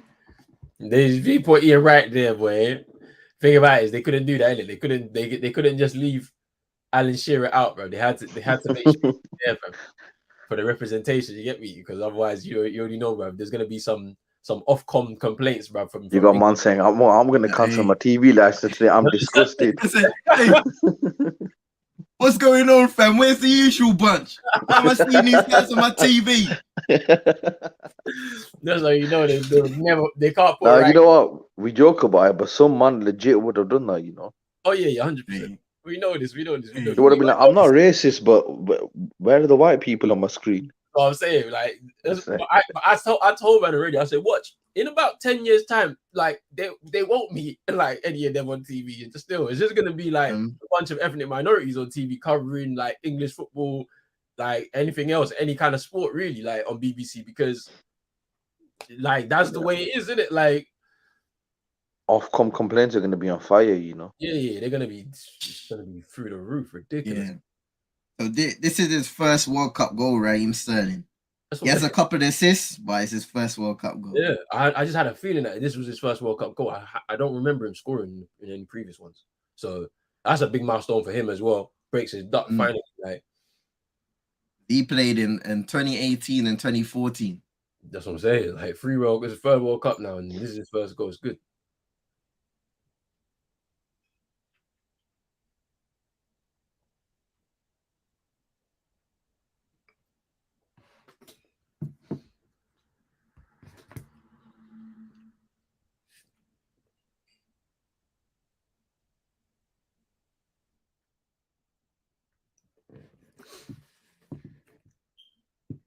People are complaining about having ticket issues when trying to get into the game. They're saying that their system's crashing.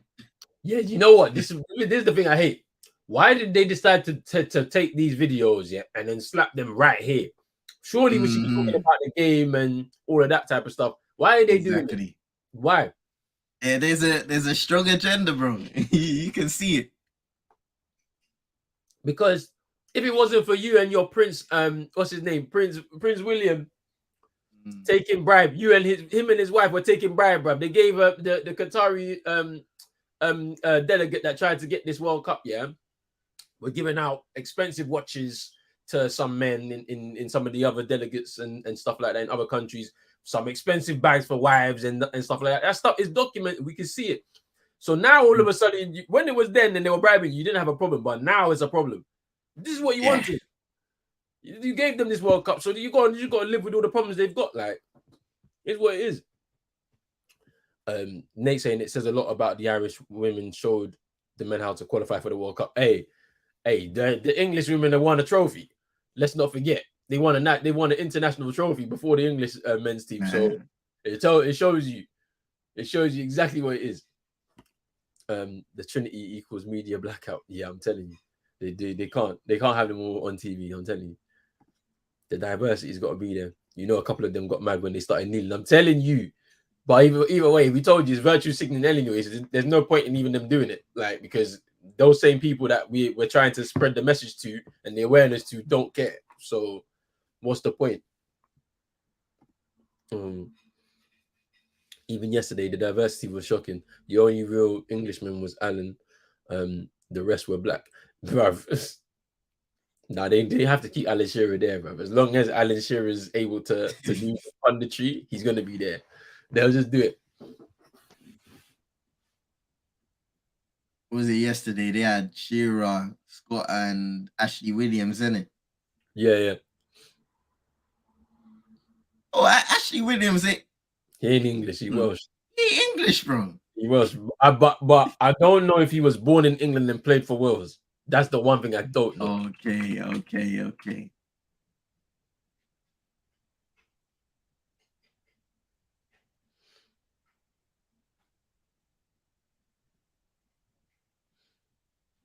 Yeah, Kendall, you're a funny guy for this comment still. He said Africa scored all the goals. You're funny. You're funny as well.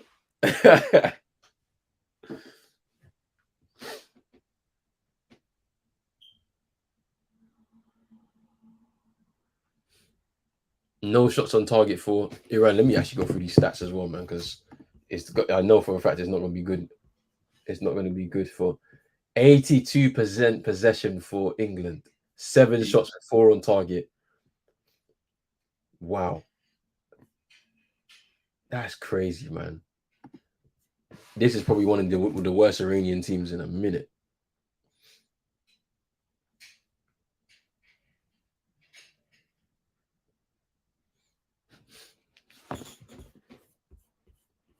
Okay, so apparently, I'm looking at this and saying he was born in Wolverhampton. Okay. So he's English. Yeah. He's English, but played for Wales. All right, I hear it. One of those them Welsh grandmothers or something like that. Don't forget Gary. He's been through many struggles as a black man. Nah. And then you are funny. You're funny. I literally just caught it now, fam. So you remember, for those people that don't remember when Gary Lineker, said that how he was getting I don't know, discriminated against because of the color of his skin. Because his color, he's not like pale. You're darker than the prototypical Englishman. You know what I mean? Yeah, like when I said that, I said, you see this guy, yeah, he's actually a fool. The reason why he's a fool is because he loves to jump into other people's problems, fam. He always got an opinion to say. Always respect Lineker, you went through it. You went through it still. Nah, like, man. See, let's get this out. It says he suffered racist abuse as a footballer because of darkish skin. Hey, I'll tell you when Gary Lineker fell off. As soon as he stopped promoting Walker's Chris, that was the end of him. Hey, fam, you should have just stayed there doing up that prawn cocktail business and all them ones there. Nah, Lineker legit moving like he's the BBC Martin Luther King, I'm telling you, he really thinks he's that guy, fam. He's not. Ever since Walker's Crisp, he was finished. Well, what time is it for you, man? Mine's kicked off. Yeah, we just kicked off. Oh, that's all right. At least we're all in sync. I just kicked off. Yes. Just about, fam. I'm a little behind. Listen, at least he ain't like JC yesterday, No, JC was behind. That was crazy. It was funny, fam. It was so funny. Nah, Roland, you were killing me yesterday, Yeah. I'm saying, hey, look. The disappointment in Qatar was proper fun. It was fun because it's not even me. I wasn't disappointed, but like it's the fans. There was fans there standing like with hands on hips, and I'm thinking to myself, like, what are you gonna do? Who? Like what? Now, Roland said, who told you could play a highline? You know what's funny? I was looking at the coach, fam. Anytime they cut back to the coach, fam, I was like, I'm like, but you know that your team's bad. You see them every day. Like, I don't understand. I'm surprised, bro.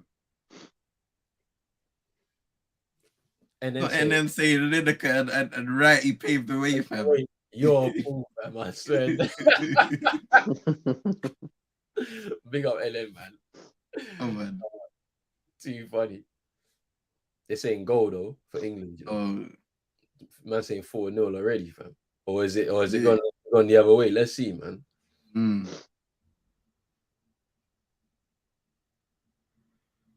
Nah, they're giving the ball away. Yeah.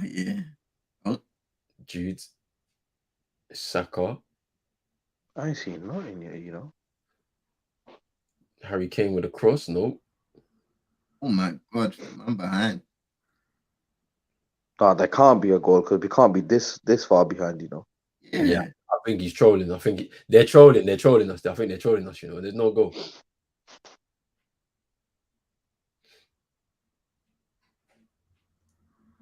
Keeping it coming in with the eyes from there. They're definitely trying to work something in the chat. They're definitely trolling. Ooh. This game's over though, by the way. Like, This game definitely over, man. Like I just can't see Iran doing nothing to get back into this game. This is damage limitation right now. Make sure you don't concede any more goals. Kane's a waste, man. Why are you in our own box for? Hey, Roller said it in the first half, and why is Kane dropping deep? I literally just don't understand it. Always Kane not wearing that armband. I'm not gonna go into it. I just clocked it now still. Yeah. No, he's not. They knew exactly. They knew what it was, innit? They knew. Because you see how you know how Russia was on them, bro. They was on to people when with that thing, you know. They was not allowing that thing to happen, fam, in their country. So if Qatar would never do it, what? Because Harry Kane has refused, or not refused. They've changed their mind. But apparently, another 8 captains have said that they was going to wear their armband though.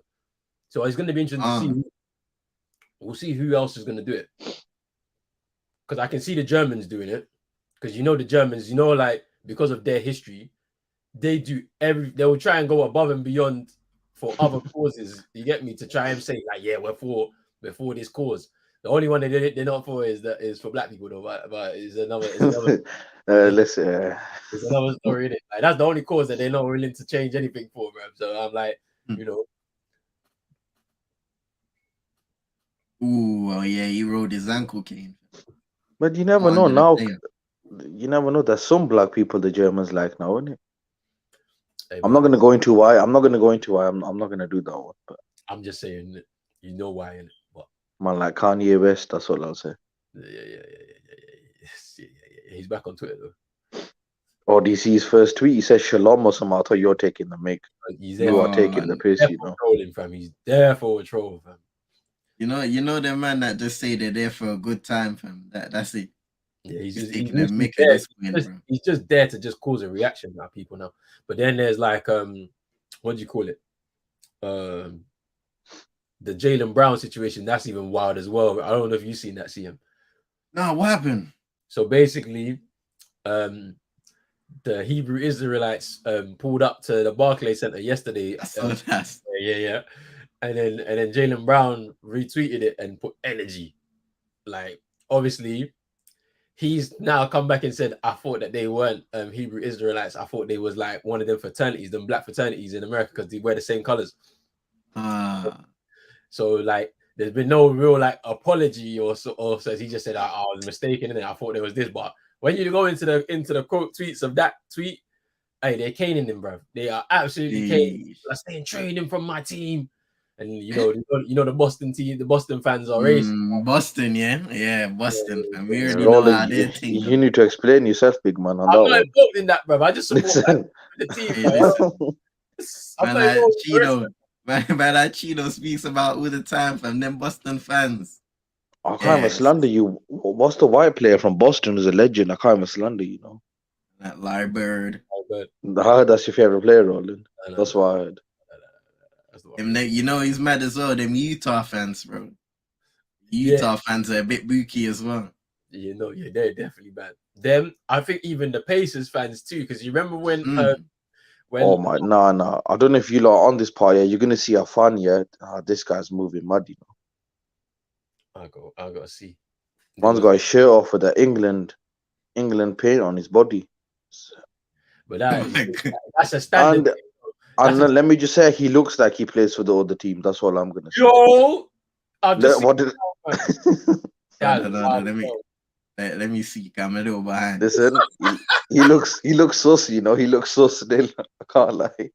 Hey!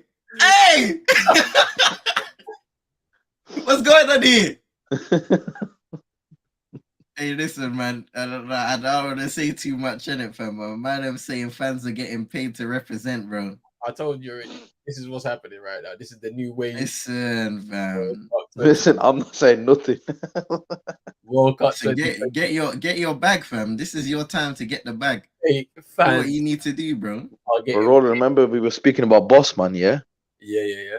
I don't know who it was. Someone tagged me into a picture on Twitter of the French fans. I'm telling you now, big man, that was Bossman and his shop. Bro. I see nothing else in that picture. It's too funny. It's so a bit funny. mad still, but you know what? If Reedus can be a French fan, fam, then hey, we had no judgments, is it? I mean, he claims to be. You know what? No, you're right. You don't have to look that way, but it's a bit sus. I mean, Yeah, it's a bit yeah, no, it's for the definitely sus. for the official photo shoot. You know, it's kind of. That's crazy still. Yo, big up Sammy. He said he's hyped for Senegal Netherlands. Yeah, that game is next. Kicks off at 4. So we'll be here covering that one as well. Callum Wilson is warming up. Drizzy, I saw this yesterday. Qatar and Iran are ranked above Ghana. No way. This should never happen. What? I saw it yesterday, bro. They're ranked above them. No way. But it's fine. Nah. But Drizzy, it's fine. After the World Cup, you will see it all just go back to normal. Like, watch. Just because we're going to perform. I feel like I have a feeling we'll perform pretty well in that group anyway. I'm not going to say we're going to qualify, but we're going to perform at least well. And we'll see what happens. Like, the even more shocking one about that is Qatar, fam. How the hell has that happened? Qatar ahead of us, you know. All right. Isn't it because they won the Asia Cup? Yeah, they won the Asia Cup, but still, fam, like, come on, man. We saw they're not good. Like, they've got no history, nothing. It's just like, listen, the high line players, yeah, respect them. Nah, fam. No respect. Playing the high line, fam. They can't even string 2 passes together. Trust me, not even 2, you know. Yeah. This is it, and then this is the comment. There was 4 LGBTQ rights, until they were told it would be a yellow card, and it just went in the bin. But as I said, there's still 8 more captains that have said that they are going to wear their armband regardless of the punishment. So we'll see if that's gonna hold true. England already folded, so you know that's mad. You know, they're like, yeah, we stand with it. You're gonna get a yellow card. You know what? It don't matter anymore. That's what I'm saying. Like, Harry Kane's folded straight away after that. The English FA folded. So, boy, that's all I know. Why can't he support Hebrew Israelites? Because of the anti-Semitic message that they spread, apparently, in it. So as soon as the thing about it is he didn't say anything. He was just happy for the support that those black men were giving to another black man, innit? Like, and he was just showcasing that. But apparently, because the group themselves spread a certain message, he's not allowed to do that. But why can't we separate the message from just the kind of like surface level thing here? It's somebody that looks like him that supports another man in a situation when he's down. They don't want to see that. Like, that's kind of crazy to me. But you know, we'll talk about it though. We'll talk about it, man. On Friday, basketball show's still coming from. We're still running them up. Because I mean, it's been an interesting even weekend in basketball. I can't lie. Like, did the Heat lose or the Heat lost. They definitely did. Listen, I watched one game, with Chino, about 15 minutes. He told me watch number 21. I'm telling you now, that's the funniest thing I've seen in basketball. You know? And like the mechanic, fam. They actually lost on Friday night. They did. I was shocked when I saw the result. I was like, no way they've lost this game. Because they was cooking. 3 quarters in, they was clear. Nearly 20-point lead or something. Crazy like that. And lost the game in overtime. Crazy. Kyle Kuzma. Hey, Kuzma, fam. That boy's balling out in Washington still. He is, man. I'm telling you. He's trying to rebuild. Or he's been Porzingis as well. Yeah. He's having a sleeper season still. Boy. Because I was slandering Bradley Beal in that, like, during the game. Because, like, this was, like, Miami's second string just whooping them, fam. And then they lost the game. Mad. It's mad. There are a few top players missing from this World Cup. Who do you wish was here? That's a good question, actually, Super Nick. It's interesting that Sergio Ramos didn't make the Spanish squad.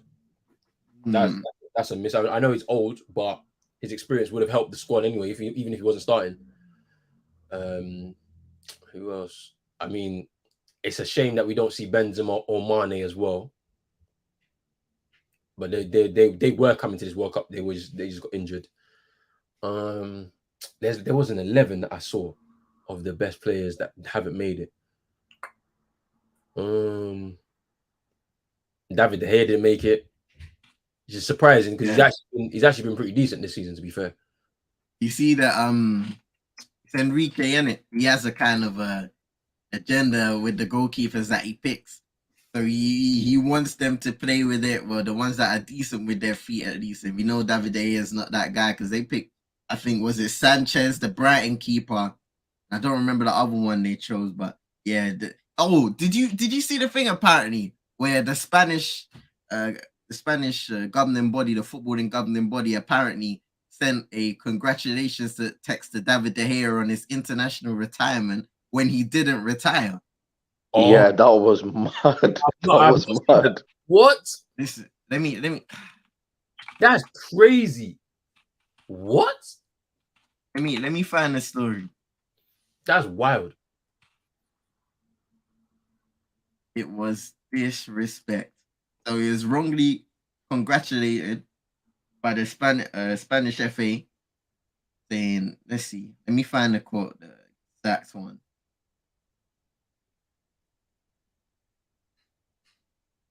Right.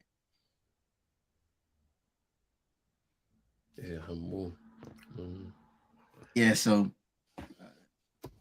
David De Gea has been left surprised after receiving a message from the head of the Spanish FA congratulating him on his international retirement, despite having yet to retire for his country.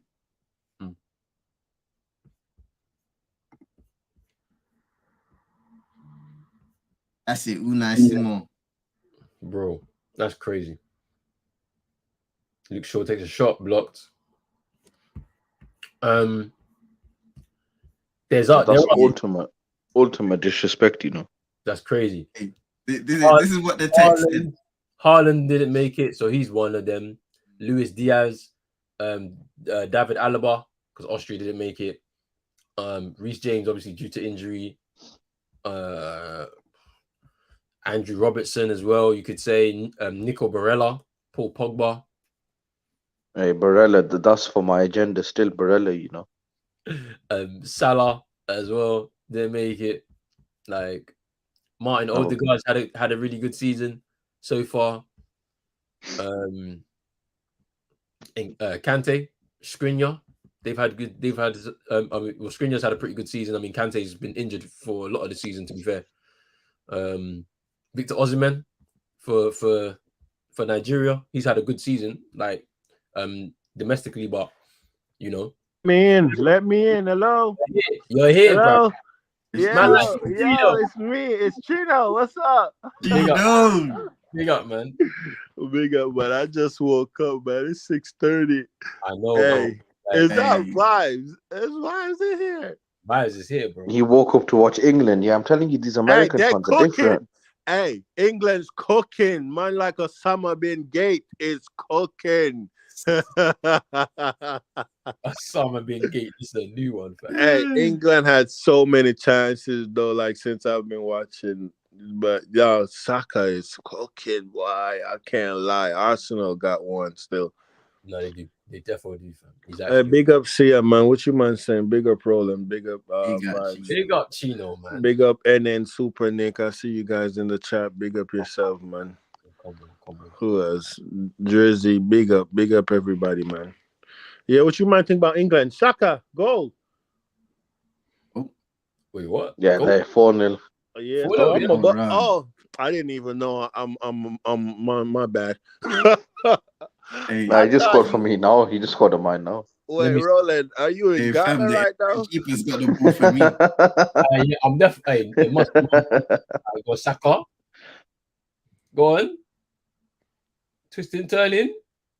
Man said that you in Ghana, you know. Easy. Nah, how is he in England and mushrooms ahead of him, bro? Like Roland got the Saka's just receiving the ball now. You know what's so funny? Yeah, Chino's saying this year, but then when I'm watching basketball with my man, yeah, I'm ahead of him in every When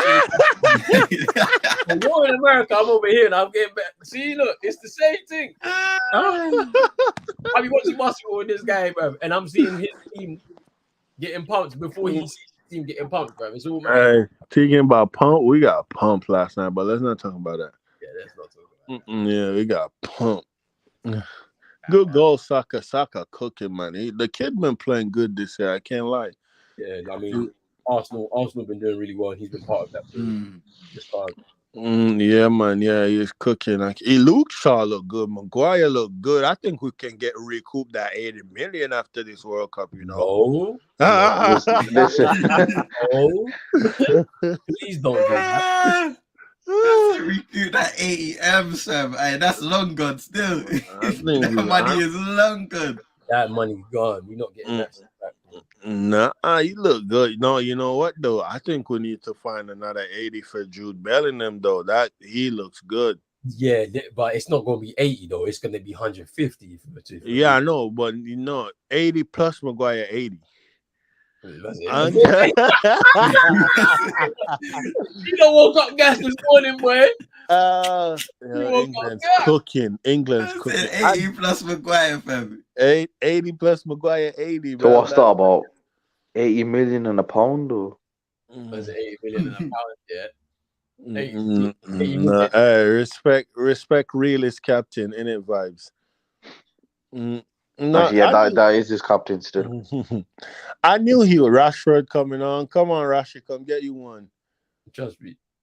I knew he was gonna do good though in the World Cup, bro. He always played good for England. Always. It doesn't matter what his club form saying. He always plays good. What you might think about Timber though? What you might think about the Timber situation in Malaysia? Certain man said, "Oh, he can't come to United because he needs to for the World Cup." Well, Malaysia come to United and he's about to start for Holland. Yeah. Go shit. You know what? I think it was a threat in it because he was like, "Yo, if you go to United and you're not getting regular game time, boy, I'm just saying your place in this squad is a finish. To be fair, that was a decent finish. I know it was. Watch KG's gonna say we need to sign this guy now. Yeah. Taremi. I already seen the crackhead stuff on Twitter, bro. Since yesterday with the Valencia, the Ecuador player. Bro, we need to stop, man. He came to this country already. That's a good finish by Taremi, though. 4-1. Good goal, man. It's a good finish. But yeah, Valencia already came to England. It was he was at West Ham. He had a spell at West Ham some while ago, fam. Like I don't know what people are on. Like we weren't even watching the Premier when. You see, this is why World Cups comes happen, Trust me. We've already seen Valencia. He's not good. Yeah. 4-1. How's it finished still? Mediterranean. Good finish. But it's game over still. Yeah, what you saying? You saying Chino? No, you were saying about the situation that Timber and Malaysia situation. Oh yeah. Van Gaal was on a threatening thing, bro. He was basically saying, if you go to United and you ain't in the team week in, week out, bro, your place in the squad ain't cemented. But Frankie de Jong ain't playing no football for Barcelona, but he's their main midfielder. That's what I'm saying. Interesting, isn't it? It's interesting. Nice double standard right there, you get me? He's actually been starting recently, Has he? Yeah, he's just at the start of the season. But not by Van Gaal, he's still on a threatening thing in the summer, Double standards, fam. Different strokes for different folks. Your main player, because he's their key man. He is their key man out of everybody in their squad. He's the guy that you have to look to as the guy that's gonna help them. No, but you're not wrong. Even if he was benched all season, he still would have played for them. He still would have started because he's actually their best midfielder too. He's their best player, their key man. Best player, yeah. I mean, I get in it, but it's just a bit. But how are you gonna threaten her? I don't know how 21 or someone saying, if you don't play regularly, you're not playing. Which I don't get. Malaysia's 23 and he started the season and then he's kind of falling behind the pecking order. I think Maguire's concussed. Damn, that head is big. His brain gotta be shaking. That's what a concussion is. It's your brain moving. Go on, Barry. You got one assist at least. Go on, Baz. You know what I'm saying? I hope he's all right, man, because I need to recoup some of that 100 million rupees or something from him. Listen, I'll take if some Indian team was to buy him, some Ugandan team, I'm all for it. Fam, don't do that. You compare us in rupees, in shillings, whatever you want to pay us in. That's Is he okay though? For real though, is he okay? He looks all right. Because they're walking with him down the tunnel. I think he's concussed. Eric Dyer's coming on, I guess. I feel like you just don't even take the precaution, innit? Yeah, he's gone straight off. You've won the game, so. No, but Roland, wouldn't you be happy if like Hey, Tracy, Wait. It's a concussed for conceding a goal. What a coward, fam. You're they said Harry Maguire. He said a concussion. You're funny, man. You're actually funny. Wow. Man, what is going on? Yeah, no, they I heard they seen Maguire getting blamed for the goal. Hey.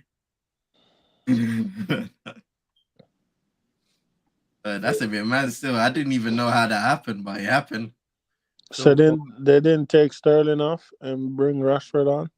Nah, they're about to come on now. They're all on the touchline. Eric Dyer, Phil Foden, Jack Grealish, and Marcus Rashford, they're all supposed to come on.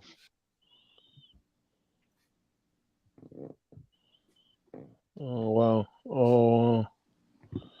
Oh yeah, this group is the only group with all 4 teams ranking the top 20. Oh nah, Trippier just got sat down.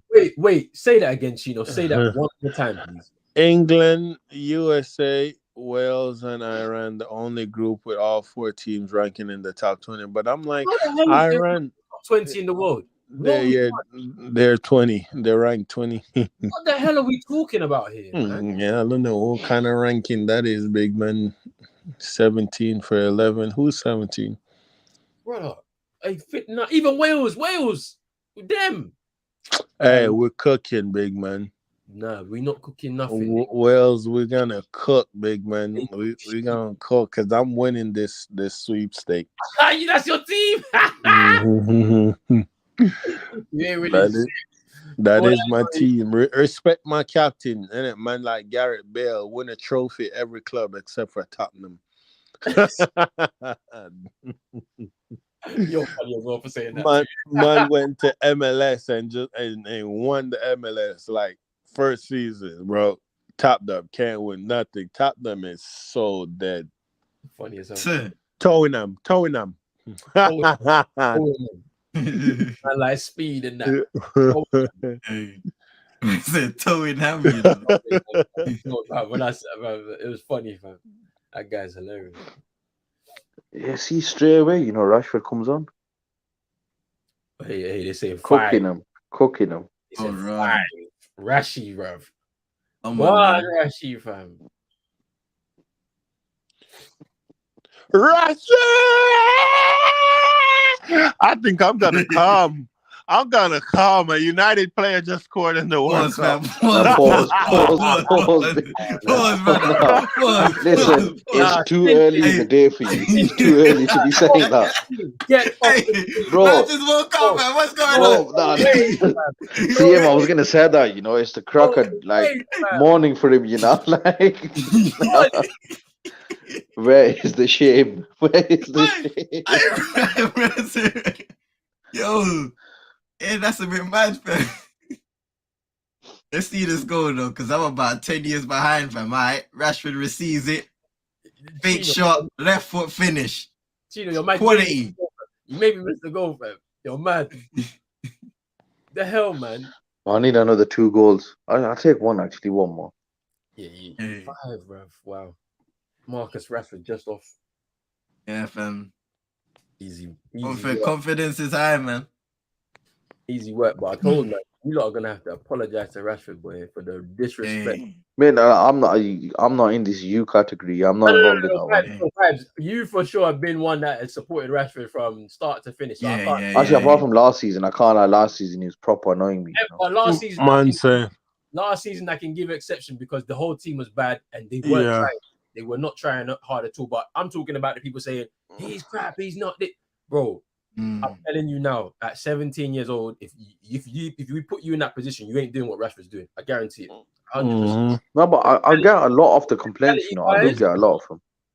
Mentality-wise, different. I'm telling you, because despite all this abuse, he still tries. That's the thing. Yeah. And He's one of the most abused players in the world. And you have to tip your hat off for him too, man. I mean, obviously, if you were in his corner, you would advise him different. But the kid play injured, man. It doesn't matter where it is, ankles, knee. He's still going out there, even when he's not 100% trying. So, Jack Grealish is a fraud, you know. He's a Gucci ambassador. I'm telling you. I liked him at Villa. I don't know what's happened since Villa, but I'm telling you, he's a fraud. And why is he on the left over Rashi, man? Rashi playing on the right. I think going to City wasn't good though. But who's on the left actually? Foden? The problem with him going to City is that Pep is trying to coach the flair out of him, innit, and make him a more functional player. And it's just not his game. He's just not that kind of person. Man said, dog, literally all the black men scoring for England. I'm in tears. God bless Rashford, Saka, Bellingham, and Sterling. Come on. Certain lady in her grave turning right now. Yeah. Listen, shout out Liz, yeah. Shout out Liz. Shout out Liz, innit? But fortunately, that national anthem, it didn't work in the end.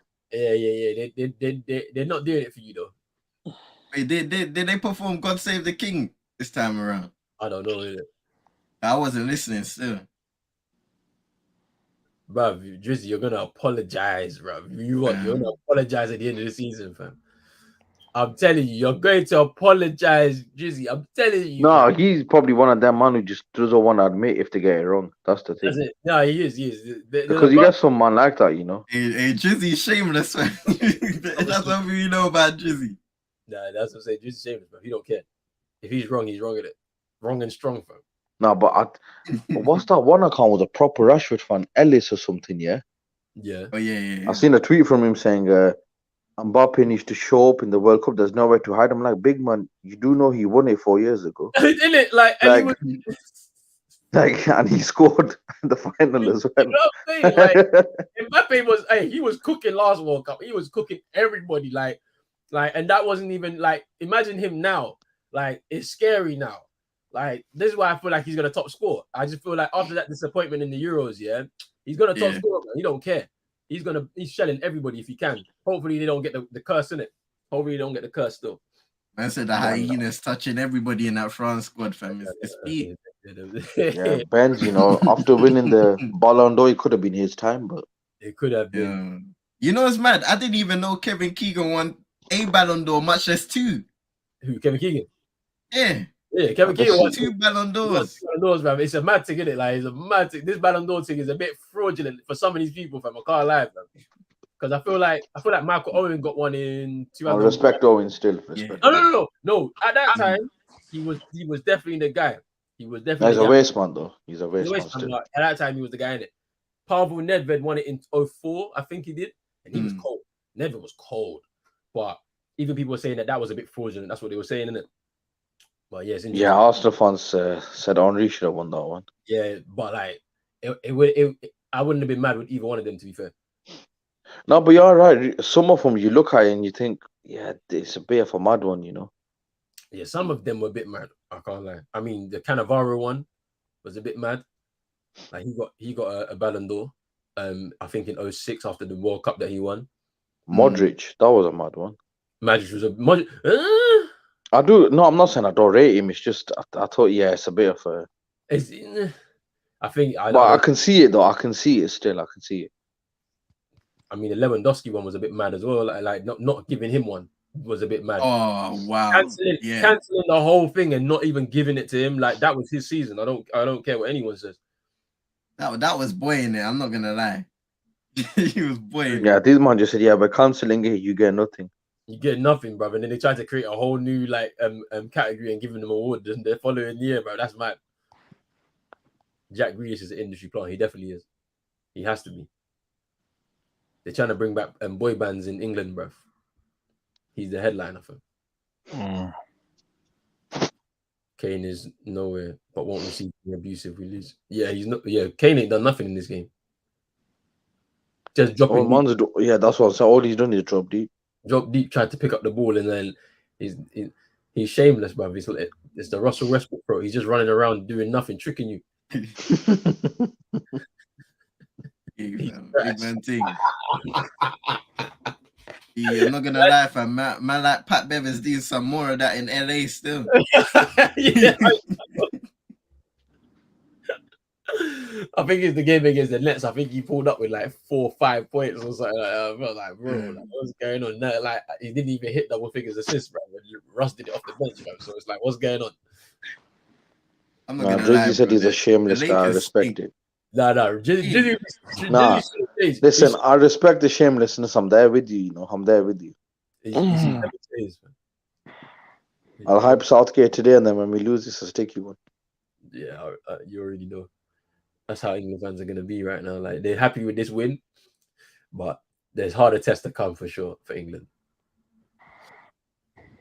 We're giving Rashford that communism for scoring against Iran. He would have had a harder time scoring against them kids he feeds, fam. You can relax. Wait, and then a Chelsea fan. Yeah, he's a Chelsea fan. I don't see Mason Mount on the score sheet. I'm just saying.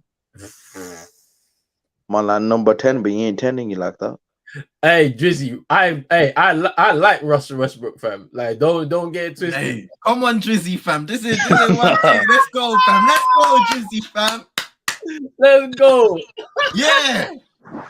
It's about time, fam. I find somebody back in the brother, fam. That's too funny. No.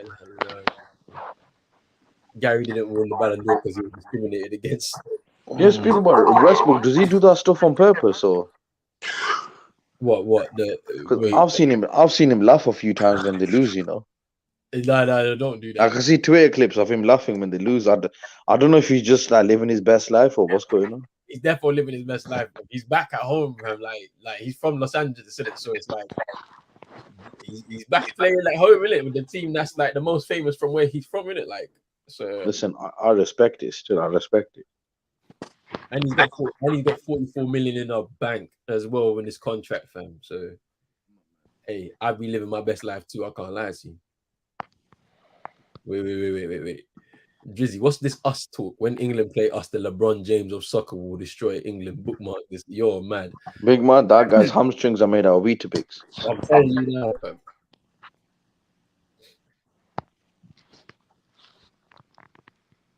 Six of them said, why is Kevin Keegan white from English football history?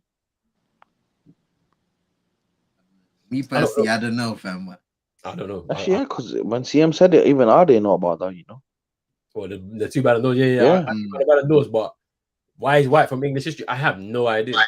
It's actually interesting. Like, I don't know why they don't like.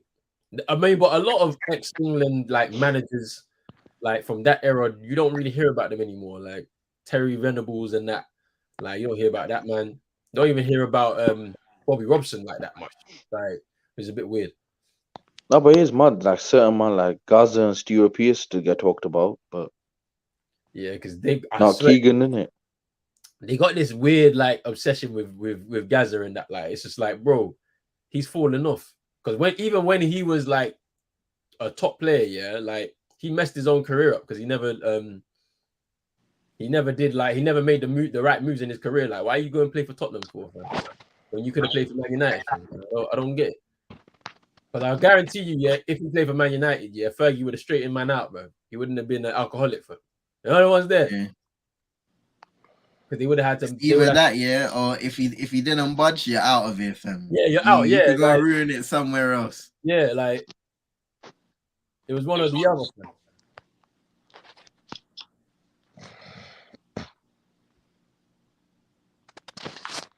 Like you said, they accuse me of using the tannin bed. This is why I'm naturally darkish. Yo, and then brought all of this about by providing us with that knowledge, bro. That was too funny. I just remembered it as well. I was like, that was funny as hell, bro. That's a darkish, you know, fam. That's wild. That's what this was so wild, fam. It's like, how they've allowed him to get away with this. This is how I know this whole thing is fixed. It's rigged. It's gotta be rigged.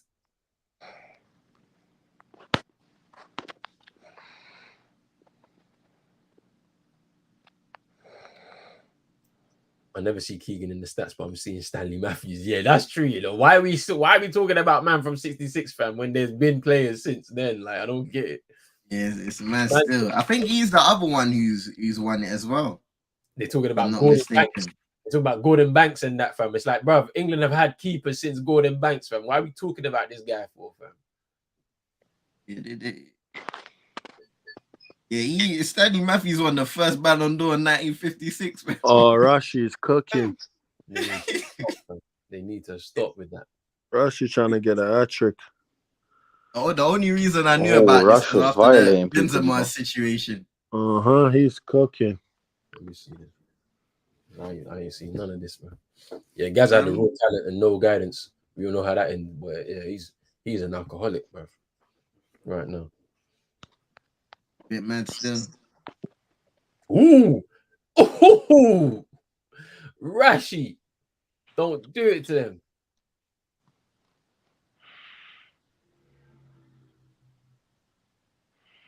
Hey, oh no. And sent 2 man just like that. Now, who caught Luke Shaw in half? You know, this guy's taking the piss. I've just fully noticed it now, you know. Trim, huh? For us, for us, let's just say he looks a bit like the Michelin man, you know, when he's playing for us. Fam. Ten Hag got them man on the strict diet, fam. No, Ten Hag ain't got him on nothing. Him is knowing his contract season. What's wrong with Carlos Queiroz, fam? Why are you hyping up the crowd? You've lost. Best losing 5-1, fam. You've lost. Like, just pack it up and go home time. You need to go. Man thinks it's the United days, you know. He must think it in it vibes. Like, that's crazy, fam. Man thinks we're playing in red, you know what? Let me just give myself a flashback. Man said queer rush time, fam. 1:30 time. Yeah, the queer rush time. Yo, like, big man, you gotta go back home and go to the drawing board, boy, because if you don't, you're going home as well.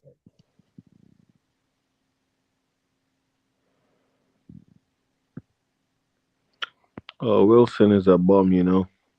Yeah, Rashi's trying to cook. Yeah, it's Rashi contract season too, huh? Yeah, you're right, bro. You're definitely right about that one as well, Chino. He's got to pay for that contract.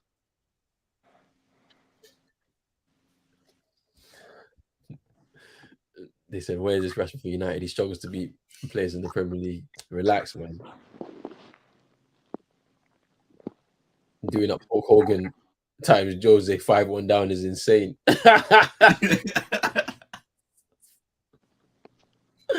Yo, that is funny. And he's actually Portuguese, Carlos, which is even funnier. That makes it funnier. Fam.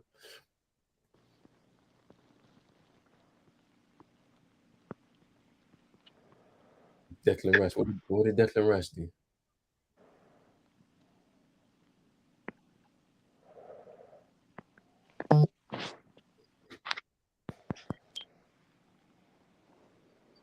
Like 150 million rice, fam. That's the most expensive rice I've ever seen.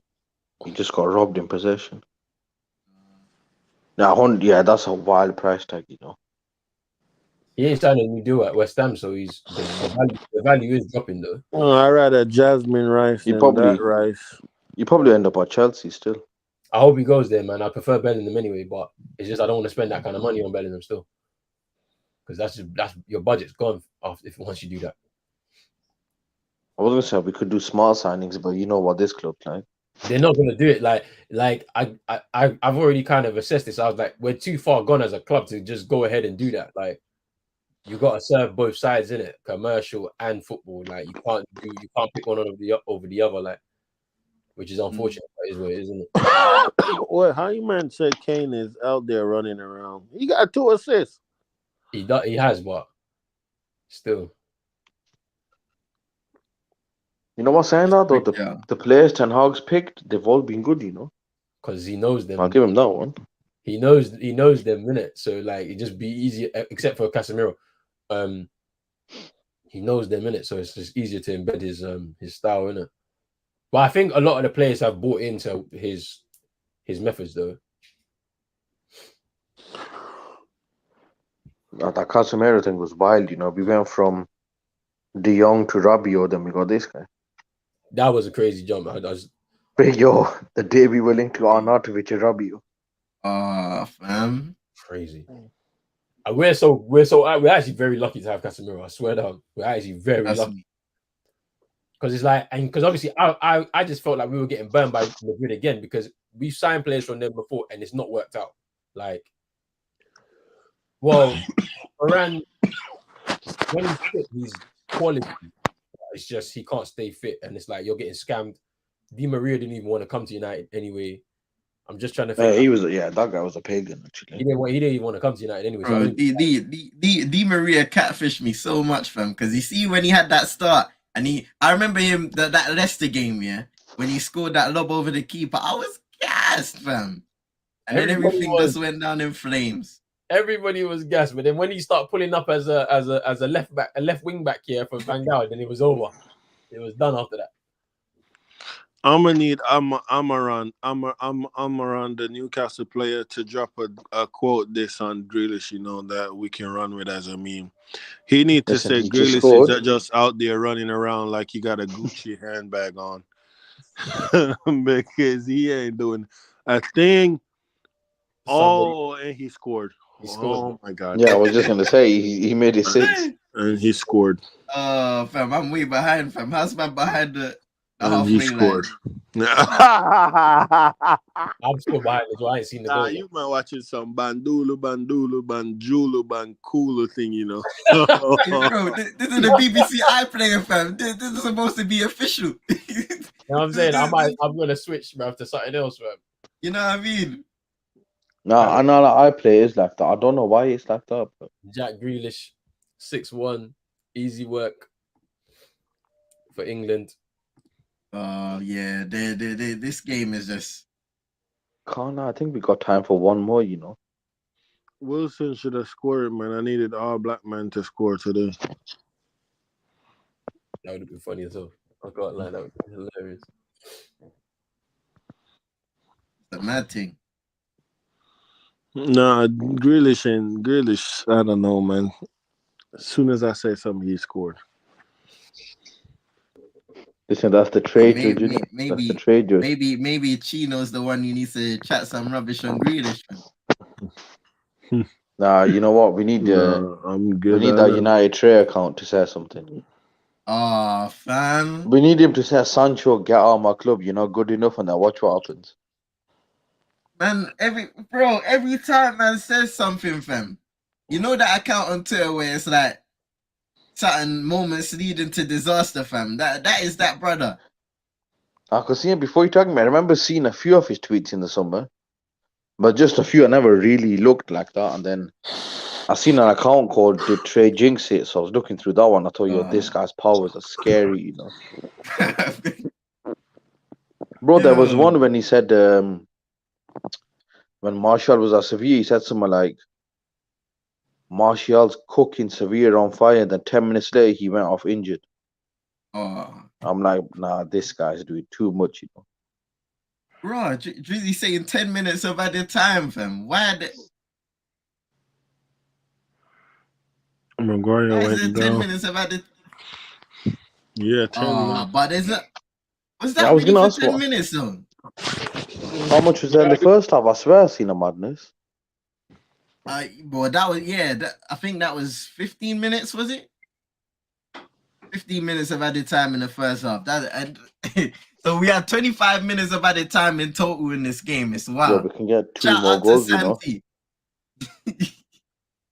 Hope you're doing well, Santi, man. I said, stop. Iran is already dead, fam. My man dancing, he ain't done nothing. Just a crappy tapping in Sterling would have got slandered for that. I'm not gonna lie, fam. Grealish is out there trying to do some Bandulu Daniel Sturridge celebration. I don't know what the hell that was, but we move in it. 5 said there is time for more, fam. Hey, listen, Santi, the time is now. The time is now. Hey, shout out to Manchester Kushner, fam. Manchester Kushner, man in the kitchen, according to Realist. I think teams need to stop time wasting in this World Cup. It won't. It's true, Big man thing. Look how much time these men are slapping on. Anyway, play the game, fam. You're at a major tournament. It's a big Nah. occasion. Referee should have just blew the whistle. You know, it's 6-1. Yeah, big man thing, fam. Why? You're trying to inflict more pain into these man, fam. I'm not gonna lie, the Iran fans have been better than England, fam. Shout out to them still, but it's Hey, listen, understandable, innit? apart from that one guy who had the England paint on his Oh yeah. Oh well, yeah. I mean, big up to him, innit? Loyal fan from day one, innit? No, the Europa listen, League. he's from Peckham or Money or something. The Europa. That's where he's from. Shut up.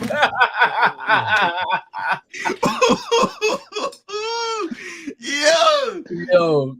Hey, peck this, peck no, fam. Funny as hell, man. Jeez, that's wild, fam. That's wild still. Did Calvin Phillips win? Did he get selected or he got left at home? He did. Like he should. Bro, he did. He got selected. Yeah, man. Yeah. 53 minutes. 53 minutes. Southgate's a bum. I think he's still recovering from an injury or something like that, though, isn't it? Yeah, or is he just come back? Yeah. I mean, yeah, I think he's still recovering, which is mad because he hasn't played much this season. I think 53 minutes in total. Southgate is the type of guy, right? You see the season Amaran is having for Newcastle and the season Grealish is having for City. He's the type of guy who would still pick Grealish over Amaran, you know, if Amaran was English. Like, he is just so garbage, man. Because even Kyle Walker and Maddison, they're still not ready to join the squad for first team training, which is crazy. So they're injured too. You've given 2 spaces to players who aren't ready and fit right now. For them. No, the Europa League need to piss off, man. Their Twitter account talking about Shaw assist, Maguire assist, Man United defenders, they should not assist. Like, piss off and leave us alone, man. I can't wait when Tenor constantly get us in the Prem and challenging for titles, bro. Because these man, I hate the Europa League, bro. Piss off. Nah, fam. Right now we gotta do with a Frankie de Jong custody match, fam.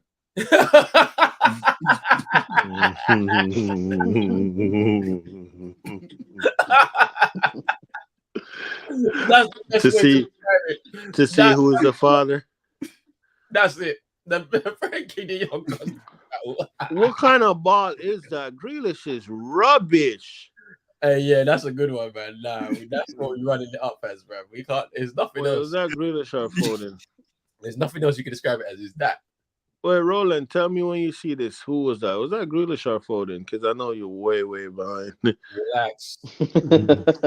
Man, say using him as replays, fam. Nah. Relax yourself. No, let me know who it is that played that ball, man. Was it Grealish or Foden? Clearly, it's Phil Foden. Oh, it's Foden. He's rubbish.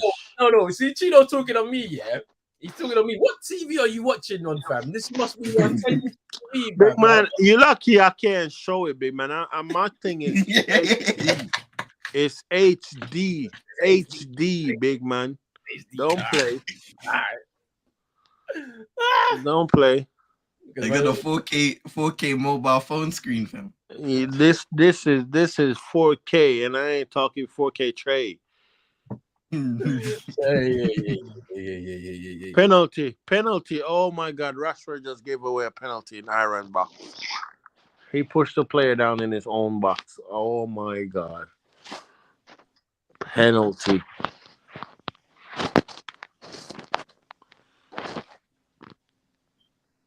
I said Maury Povich, fam. That's wild. Maury Povich. You are the farmer. Nah, and then people start running. They start running to the. They start. I can't believe it. Now the way they treat him and the way he be like, oh, I want to stay at Barca for 7-8 more years. I'm like, big man.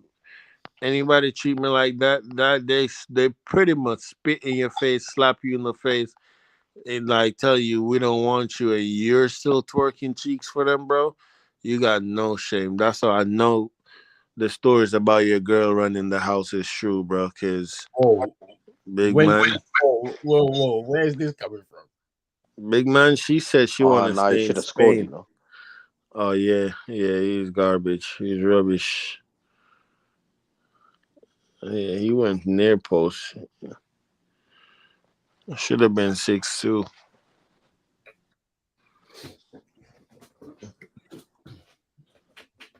Oh yeah, 100. Yeah, should have been 60. Wow, that's a big chance. He wouldn't have done anything for them in the game, but still. I don't. Nah, this referee's a bit of a waste, man. You know, just let it be full time. Let the Iran players go home. It's so, life is so funny, you know. A certain demographic people want people to respect their choices and their decision, but they won't come around to respecting a country decision. Like without saying too much, it's just funny how you command respect from everybody. People give you, what I'm saying, people let you live your life, but you are forcing a country to accept. You know what I mean? If they don't want to, they don't want to. Like that's just their rules. That's just what they. You know what I mean? It should be common sense. If they don't allow your type of man there, don't go. It should be simple like that, you know. It's But these man just, yeah, he's right. Though these man just want everyone to respect what they want. Exactly. And it's like, why can't you respect what they have going on in their country? Mm-hmm. You know what I mean? Like they already have it going on in their country. Like you can say it's this and that and this and that, but still it's the you know what I'm saying? They ain't killing anyone. At least I don't know I mean, that one. I hate to burst your bubble, but they do that over there. oh shit. So Yeah. so I understand why people are unhappy. No, I get that, but it's more the people who still want to go. I'm like, big man, you know what's gonna happen to you. Yeah. As for that one, yeah, I understand that one for sure. Like if you know, if Is there a penalty? they're not gonna change for you for this particular 4 weeks, like you know what I'm saying, like so you kind of have to avoid that. VAR penalty check, Luke Shaw. Oh, what a donut. They said Oh, you what? might as well Oh just no, blow the that's full not time Luke Shaw. whistle. Number 6. Who's number 6? Number 6 is Eric Dyer, John Stones. I guess possible penalty. Where? Oh, yeah, it was Eric Dyer still. No, it was a Dyer actually. It was Stones. Stones, yeah. Well, I'm just saying, just blow the whistle. It's 6-1. Let's let everyone go home. Give it Ren a second go, man. Really, there's nothing in there, honestly. He's pulling the shirt. If it gives, I can see why. If it don't, I can see why. It's one of them one. He might give it though. Let me see what he's gonna do when he get back on. That Yeah. penalty, like, I mean, Yeah. I know he's pulling the shirt, but like He gives it. It's if it gives, it gives though. If it doesn't, it doesn't. It's one of them one. He's pulling him. The defender is falling off balance, and you can see he's pulling. Fam, it's mad. He's pulling in one direction. He falls in another direction, fam. Like this whole penalty system is a shambles, fam. No, yeah, but that's it. That's the thing, though. Like it's like the McTominay one. Like McTominay trying to hold up the Chelsea player, and he's falling on his face. But he's Dominic was doing up like a headlock and that, bro. That's what he was on, fam. Hey, Well, he was fam. doing Randy Orton He settings. was headlocking, man, fam. Like, of course, you, it was big. It was McTominay was trying to give him a future shock DDT like Drew McIntyre. let's see what Pickford got, because they're gonna need him in the penalty shootouts, because that's all Southgate gonna do in the knockout stage. Try to go to penalties. Yeah, you're right. When he go 5 at the back. People. Yeah, I was gonna say he's playing 4 at the back now, and don't go anywhere. Oh, just wait for the big till the teams. knockout stage. Just wait until Walker is fit too. He'll be back there. 5 at the back, 2 DMs. 100. Walker and Trent are gonna be the wing backs, boy. When the team runs. Pickford, you got done. You're gonna see Rice and Just Yeah, blow the Bellingham whistle will play now, actually. man. Don't even go center circle, man. Just blow the whistle. Let me get on with my day. It's Netherlands versus who? Senegal next. Like in Uh, like 5 minutes. I can't see some comments on certain tweets on Twitter. Yeah, 6-2. Mediterranean gets his second.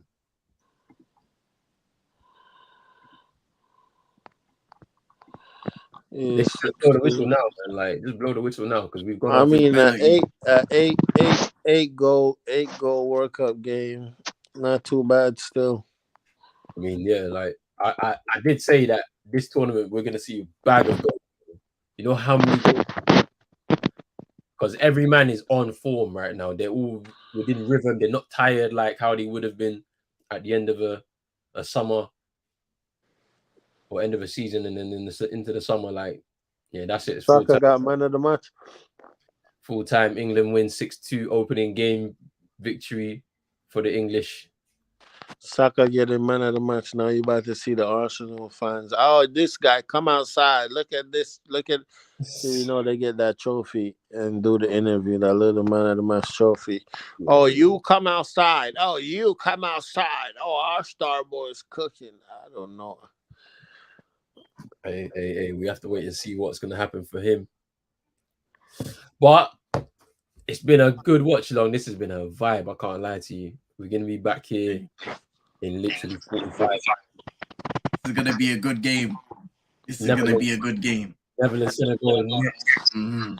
Cannot wait for it. Up the Welsh. Up the That's it. Welsh. Yeah, man said the Welsh bros. Chino, you're going to be here for the evening one, yeah? Yeah, because it's 11 o'clock in the U.S. The U.S. say, you know what? We need our fans to be watching us, so we're going to want all the late games. Come.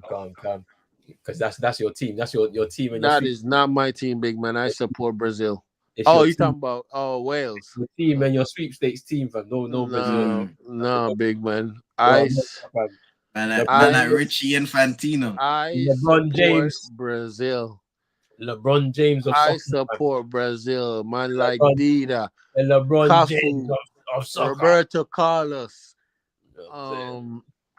Listen, Ronaldo, Kaká, Ronaldinho, Adriano. the penalty was a participation. Brazil is my team, big man.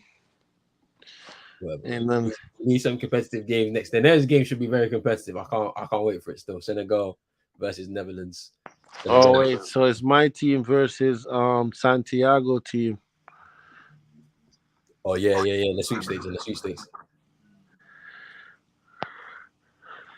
No Mane for Senegal though, man. That's a big blow. That's for my them. sweepstakes team, innit? Senegal. Like, so let's see what they can do for him. And That's your team. Yeah, that's my team. Man, like Brush said, he's gonna put his Dutch hat on. Hey, that's gonna be interesting, fam. That's gonna be interesting. Man has switched to the Dutch nationality for this tournament, fam. That's hilarious. Why is it whenever England play in a tournament, they play the sweet crap line music? Man said sweet crap line, you know. Hey, Kendall, be careful what you say about these people's music, fam. They'll come for you, fam.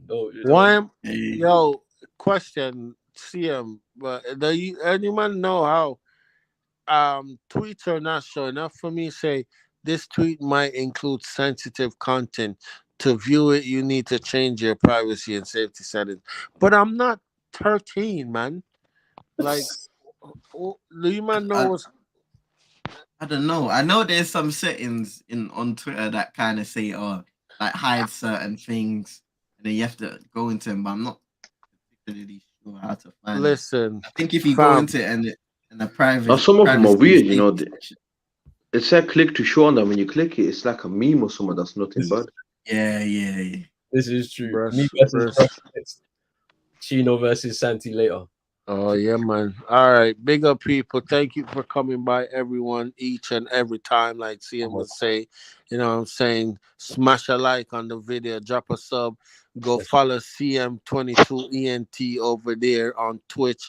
Follow him. The Twitch is at the top of the chat. Click the link and follow through, bro. Do what Roland Roll say. to 400 followers, and you do the one chip challenge. And they set you up. No. The way you froze. Rush, I'm dropping the link in our GC in it. So yeah, jump on in it. Jump on. No, I'm joking. 400 followers and he's gonna cook. He said he's gonna cook jerk beans on toast. That's what he told me. That's what he told me. Take us out of No. Listen. Hey. Take us out of here, bro. Hold on a second. I'm on 40, fam. No. See, big man. Damn this.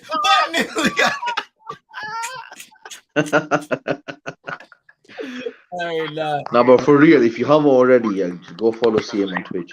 Come on, make sure you do that. Make sure you do that, man. The link is at the top of the scratch still. But yeah, people, we'll be back in a bit. England winning 6-2. Hey, we got a good game coming up in about half an hour or so. We'll be back here. I might push it back a little bit just so I can just sort myself out, and then we'll be back in there in a bit. Senegal versus Netherlands. We out, people. Peace.